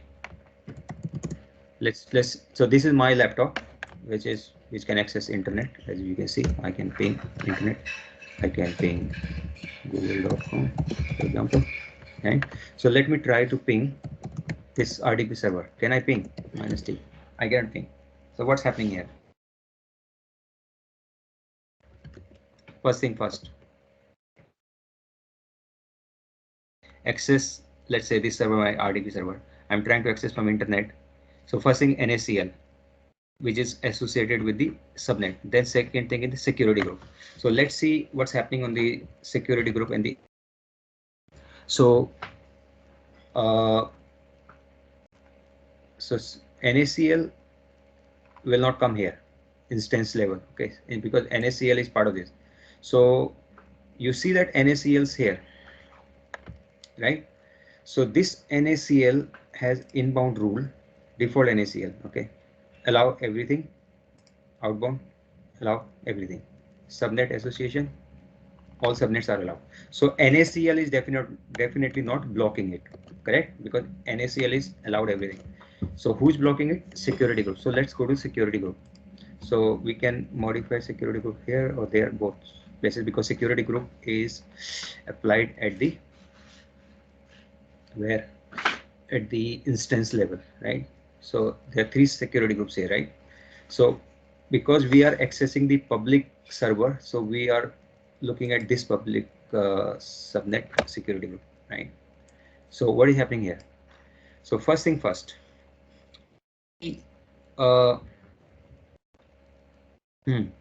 inbound rule. So there is nothing defined here. Outbound rule is allowed everything, right? So first thing is define the inbound rule. So we edit this rule and we add the rule. Okay. So we say let's allow the ICMP, all ICMP IPv4, correct? Source anywhere. When I choose anywhere, it says me 0.0.0.0, correct? Okay. Or you can say custom and you can choose these things. IP addresses, you can also choose the security group. So within this security group, you are allowed all the communication. Okay. So let me first choose the IP ICMP and say from anywhere I'm allowed. there is no deny rule here.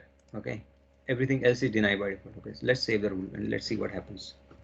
So I have defined the security group. Something happens here or not yet. So I cannot ping this guy yet. So what is happening basically? So security group is one part, right? There was another routing happening.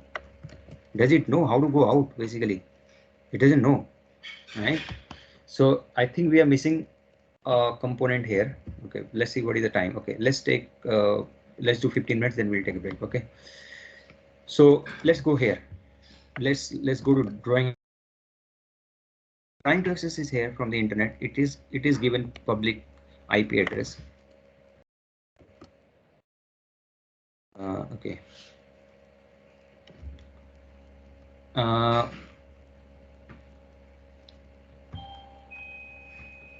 Internet gateway, the route table. You remember the route tables? Kaja, you said whether we are associated, not associated, route table. Yeah, So subnets. yeah, public. Let's choose this one. Public subnet route table. So route table here, routes within the subnets, we know how to go. Getting, guys? So you remember what is making it different from public to private? That route tables make the difference basically, because it doesn't know, it knows this subnet, public subnet, entire subnet, right?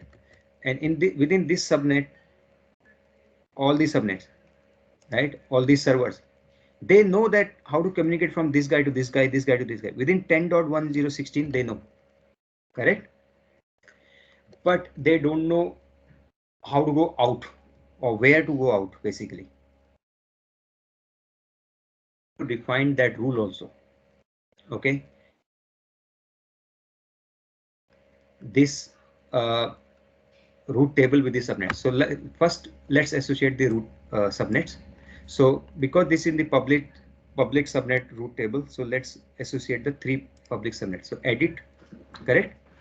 So what are the 3 public subnets? 1, 2, and 3, correct? And save associate. While we are doing this, let's do for the private one also. Let's do this one also. Okay, subnet association. So we'll have 3 left, not 3 left, but 3 we have to do.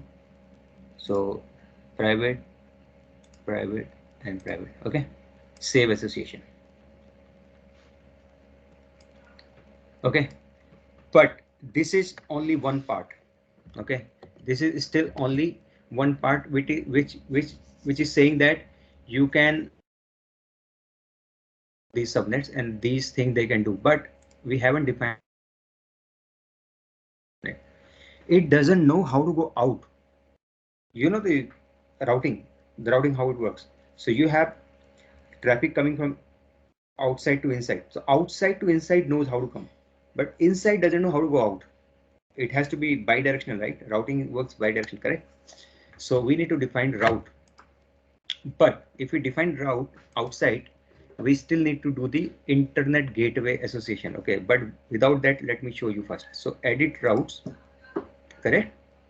So you see this is the default route which is there 10.1.00, which is target is local. So you can have the see how many targets you can have a internet interface, gateway, load balancer, local instance, these kind of targets you can have. Okay, and active. Let's add one route. So let's say default route means other than this within this VPC, how do we go out? We don't know yet, right? Let's see how we go out. So we go out. We can say carrier gateway core network. Generally, we define it as the internet gateway here actually. Okay, so let me without internet gateway, what else? Network interface. Which network interface? I don't know. So yeah, okay. So let's say I am going out via one of the interfaces, right? So which interface? Okay, so there are three. You remember we created three machines, three EC2, right? So these three EC2 is ENIs. If you remember my topics here, topics server, there was ENI somewhere. This is called the ENI, Elastic Network Interface. So each EC2 will be assigned one interface at least, right? So let's see what is the interface name for my this server.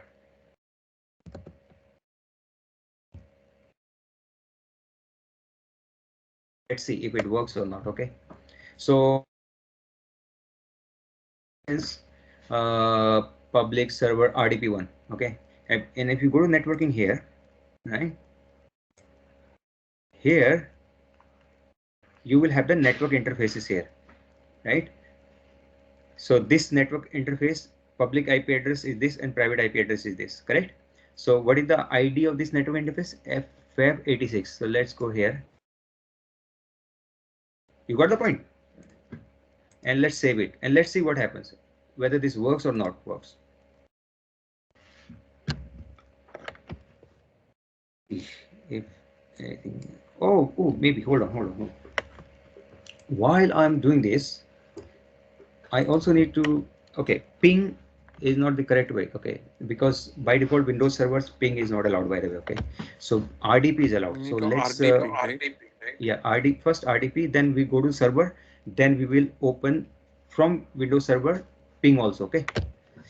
So let's go to our security group. Where is our security group? Here, security group here, okay. So we are talking about this security group, right? So let's define one more inbound rule. Where are we? Web public. Okay, we define ICMP. Okay, let's edit inbound rules. Okay, so one is ICMP. Okay, always remember you should always allow communication within your VPC or within security group, wherever it is allowed. Okay, so let's give the port range all, and I say this security group. So within this security group, private, public, this security group. So this is one, okay. But I am talking about the RDP. So where is the RDP? You can give 3389 port, or you can see that RDP will be here listed here. Okay, RDP from anywhere I am allowing. Okay, before I do that, let's first see the public IP address of this guy. Okay, so public IP address of this guy is this. Okay, and if I try to connect MSTSC, you know the RDP command, right? MSTSC. So if I connect this, this will not connect. Okay, because it is not operational yet. Okay, means and I say RDP allow from anywhere. Let's see what happens.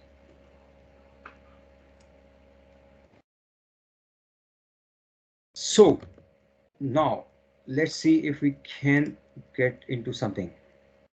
If not, then we definitely need to do the if I'm in the wrong one, right? Okay, so public IP address is this 18.170.172.170, which is correct basically. And yeah, so what's happening in the routing is an issue here. Okay, the routing table which I defined is not the correct way, as I was telling. Okay, the correct way is through the internet gateway. Okay, that is comes again here. Where is my diagram? This one. This diagram actually. Okay, so how do I put? So let me put an icon here. यहाँ पे लगाते हैं इसको, ठीक है? And I call it as, let me put a different color here. Let's put this, okay? And I call it as IGW, Internet Gateway. Got it? Okay. So what is happening is basically all these subnets. Okay, if I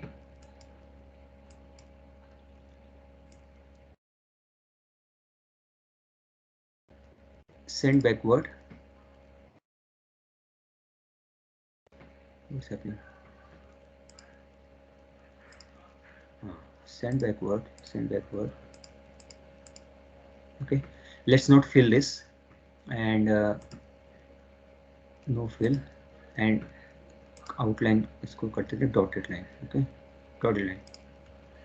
Okay, so this subnet I want to say go out to internet. Okay, so I want to put a line here. Got it? And then it goes to out, and I say it as internet. Okay, so I just copy paste and put it here, and I put a bigger icon of the internet or cloud, basically. Internet. Got it? Yeah. Anyways, so internet, save it. Yeah. So what's happening now is we need to have a task here. Remember that creation of internet gateway. Without this internet gateway, these systems cannot go out. Please remember this point. Without internet gateway, these systems cannot go out even if they have the public IP address. We got the public IP address. So let's go to in the VPC. Okay, and let's create a simple name. Okay, okay, let's create the what was the name of the web prod VPC? So WPV, yeah, and I say IGW1. Gateway just one, so that's why I don't want to give it like it is associated with public or private. It is definitely going to associate with public only, so I'm just giving a simple name. Correct name and create internet gateway. So उसको इसके name पे यहाँ पे name पे डाल देते हैं इसको, ठीक है.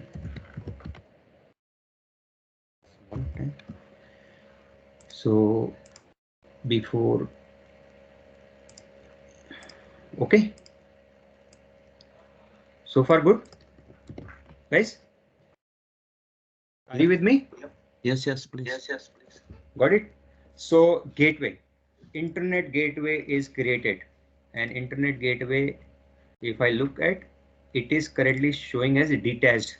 So we need to attach with the VPC, because you remember when we created, it did not ask us which VPC you are creating on, right? So attach to VPC. So at the same time, we'll say here creation of inter gateway and attach to VPC. Okay. So we have only one VPC, we have attached it. Okay, so this is all we need to do from the internet gateway creation point of view. Okay, go here and it is associated, right? Okay, now go back to route table again. Okay, and keep an eye on our ping also here. This ping will start working when we define the route table now.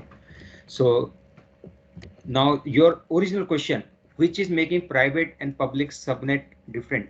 This is making the private and public subnet different. Route table. The route table of the public subnet says go out via the internet gateway. Route table of the private subnet remains within own VPC. It doesn't go out. Okay. So this is how it is. So route table, let's go to the prod VPC. Okay. So you remember I created this route table, this was wrong. So let's edit this. Okay.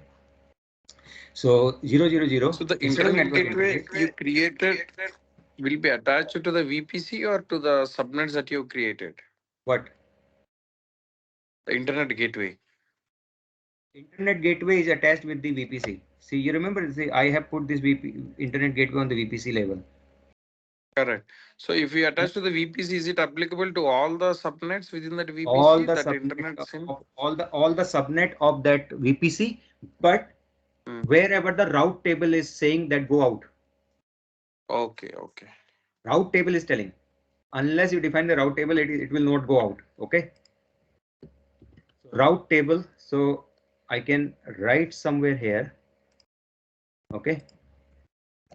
route table tells which subnets will go out to access internet. So this is an important point, right? So now we are in the route table again. Okay, so this one, let's delete this one because this is not needed. Destination again, anywhere. Do you see this internet gateway?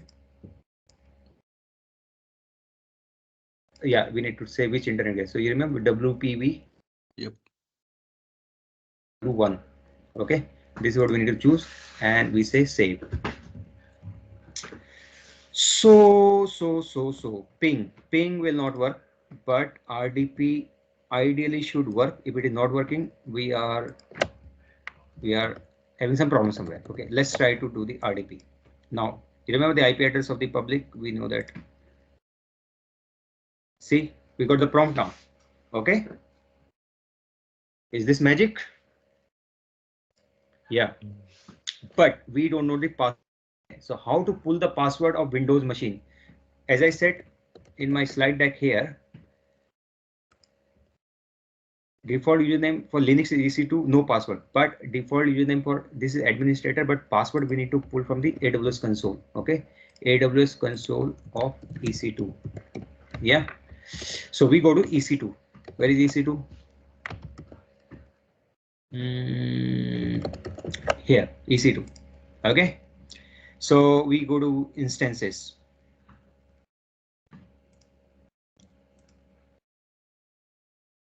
So this RDP server we are on, right? This server. To no, actually we go to somewhere it was there. Key pairs or okay. Key pair. Okay. Let's go to instances again. Okay, and this server, and let's go to it is there somewhere. I remember it. Security, networking, monitoring, status and now action, view detail, image and template, security, what is the security? Yeah, get Windows password. Okay, so we go to get Windows password. So I did it for you here. This is source. Where was it?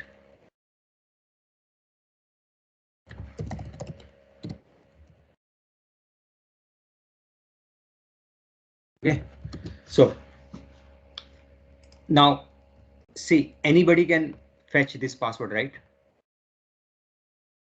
You still need that private key.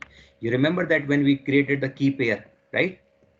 So that key pair, either I can upload here that pem file .pem file, or I can copy paste the content of that this file. You remember this file we downloaded in the beginning, correct?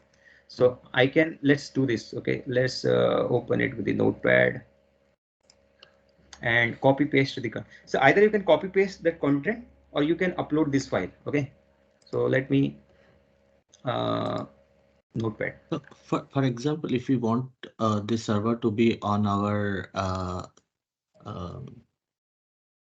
domain, then do we need to import our own PM? See, right now this server, what we are doing is we are, and this is our what is this bastion, or this is our what is that called? Those terminology, jump Bastion server. server. Bastion Jump, server. jump server or bastion server. So Yeah. this is my jump server, so that I can come here and from this server I can manage other servers. But this is one way of doing the things. Okay, in the grand scheme of things, this is not exactly how this is implemented. Okay, network with either side to side VPN, or you can have dedicated private connection between AWS and your data centers, and you and Active Directory, everything is possible. Okay, Got it. got my point? Idea you need to know. Okay, anyways, so where are we?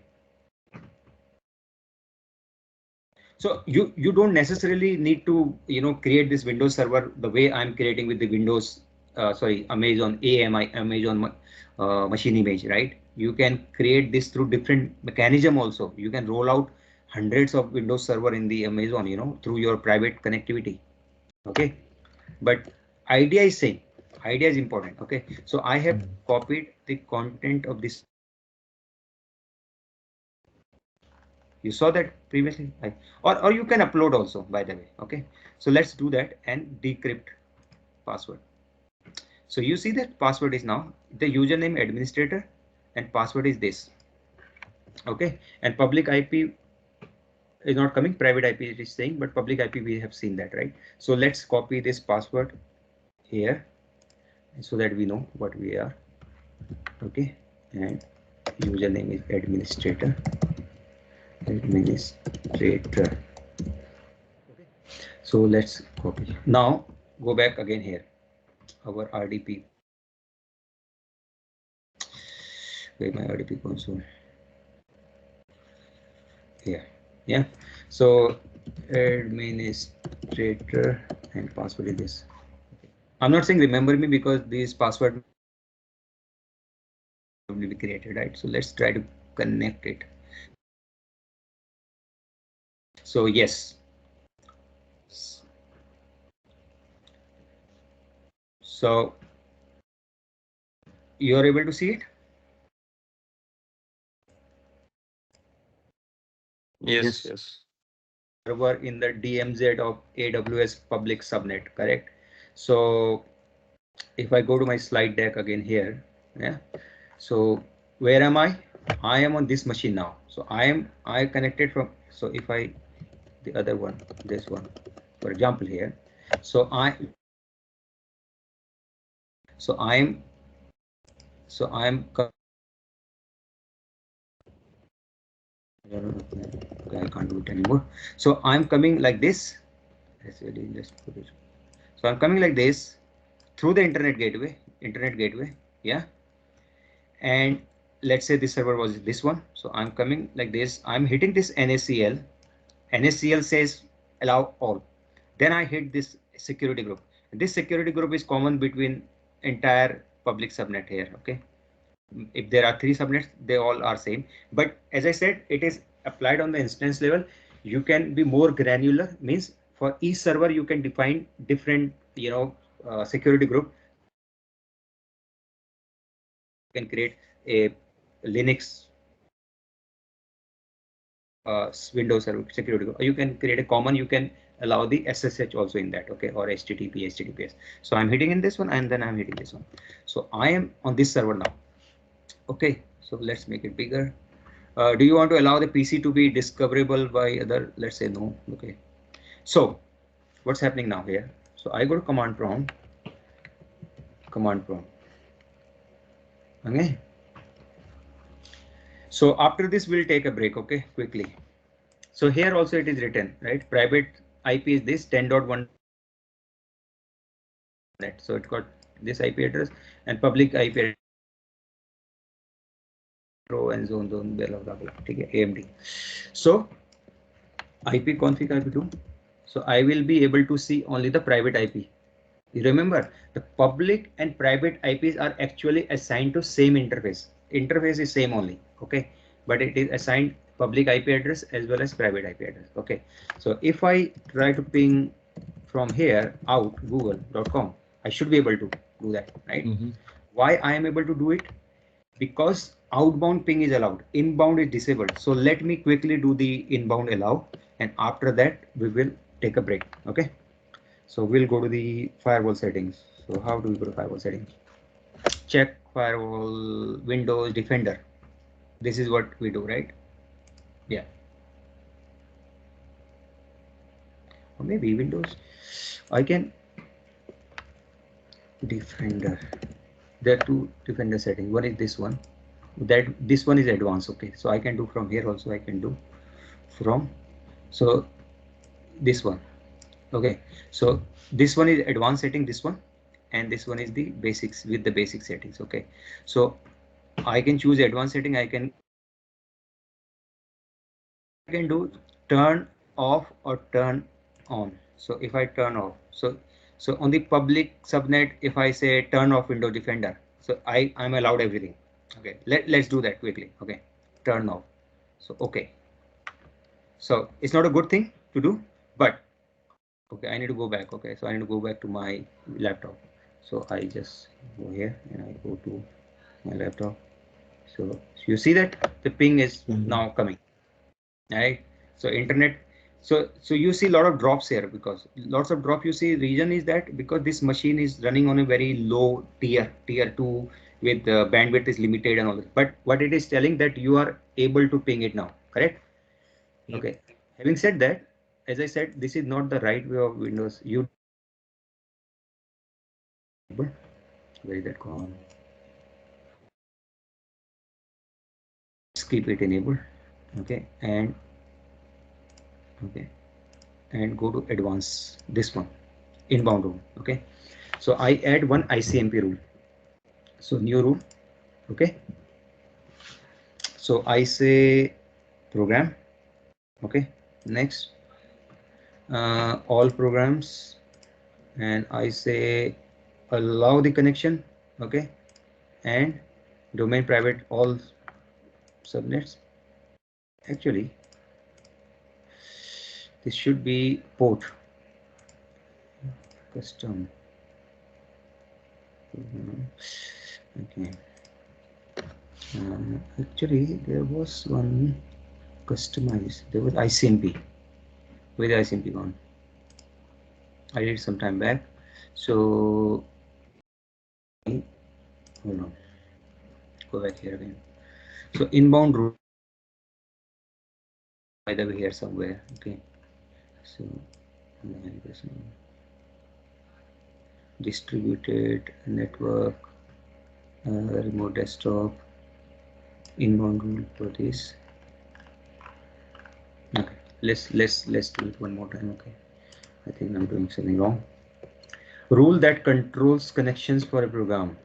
Port means TCP port or UDP port. Okay, so port it is coming. Let me see if it is okay. This is TCP and UDP. Okay, all local ports. So ICMP is now TCP UDP. So it has to be custom rule. Okay, custom rule. All programs. Okay, protocol type. So I will define ICMP here. Okay, ICMP, and I'll say go from any IP address. I'm saying okay. So any IP address, and allow the communication, and let's allow everywhere and say custom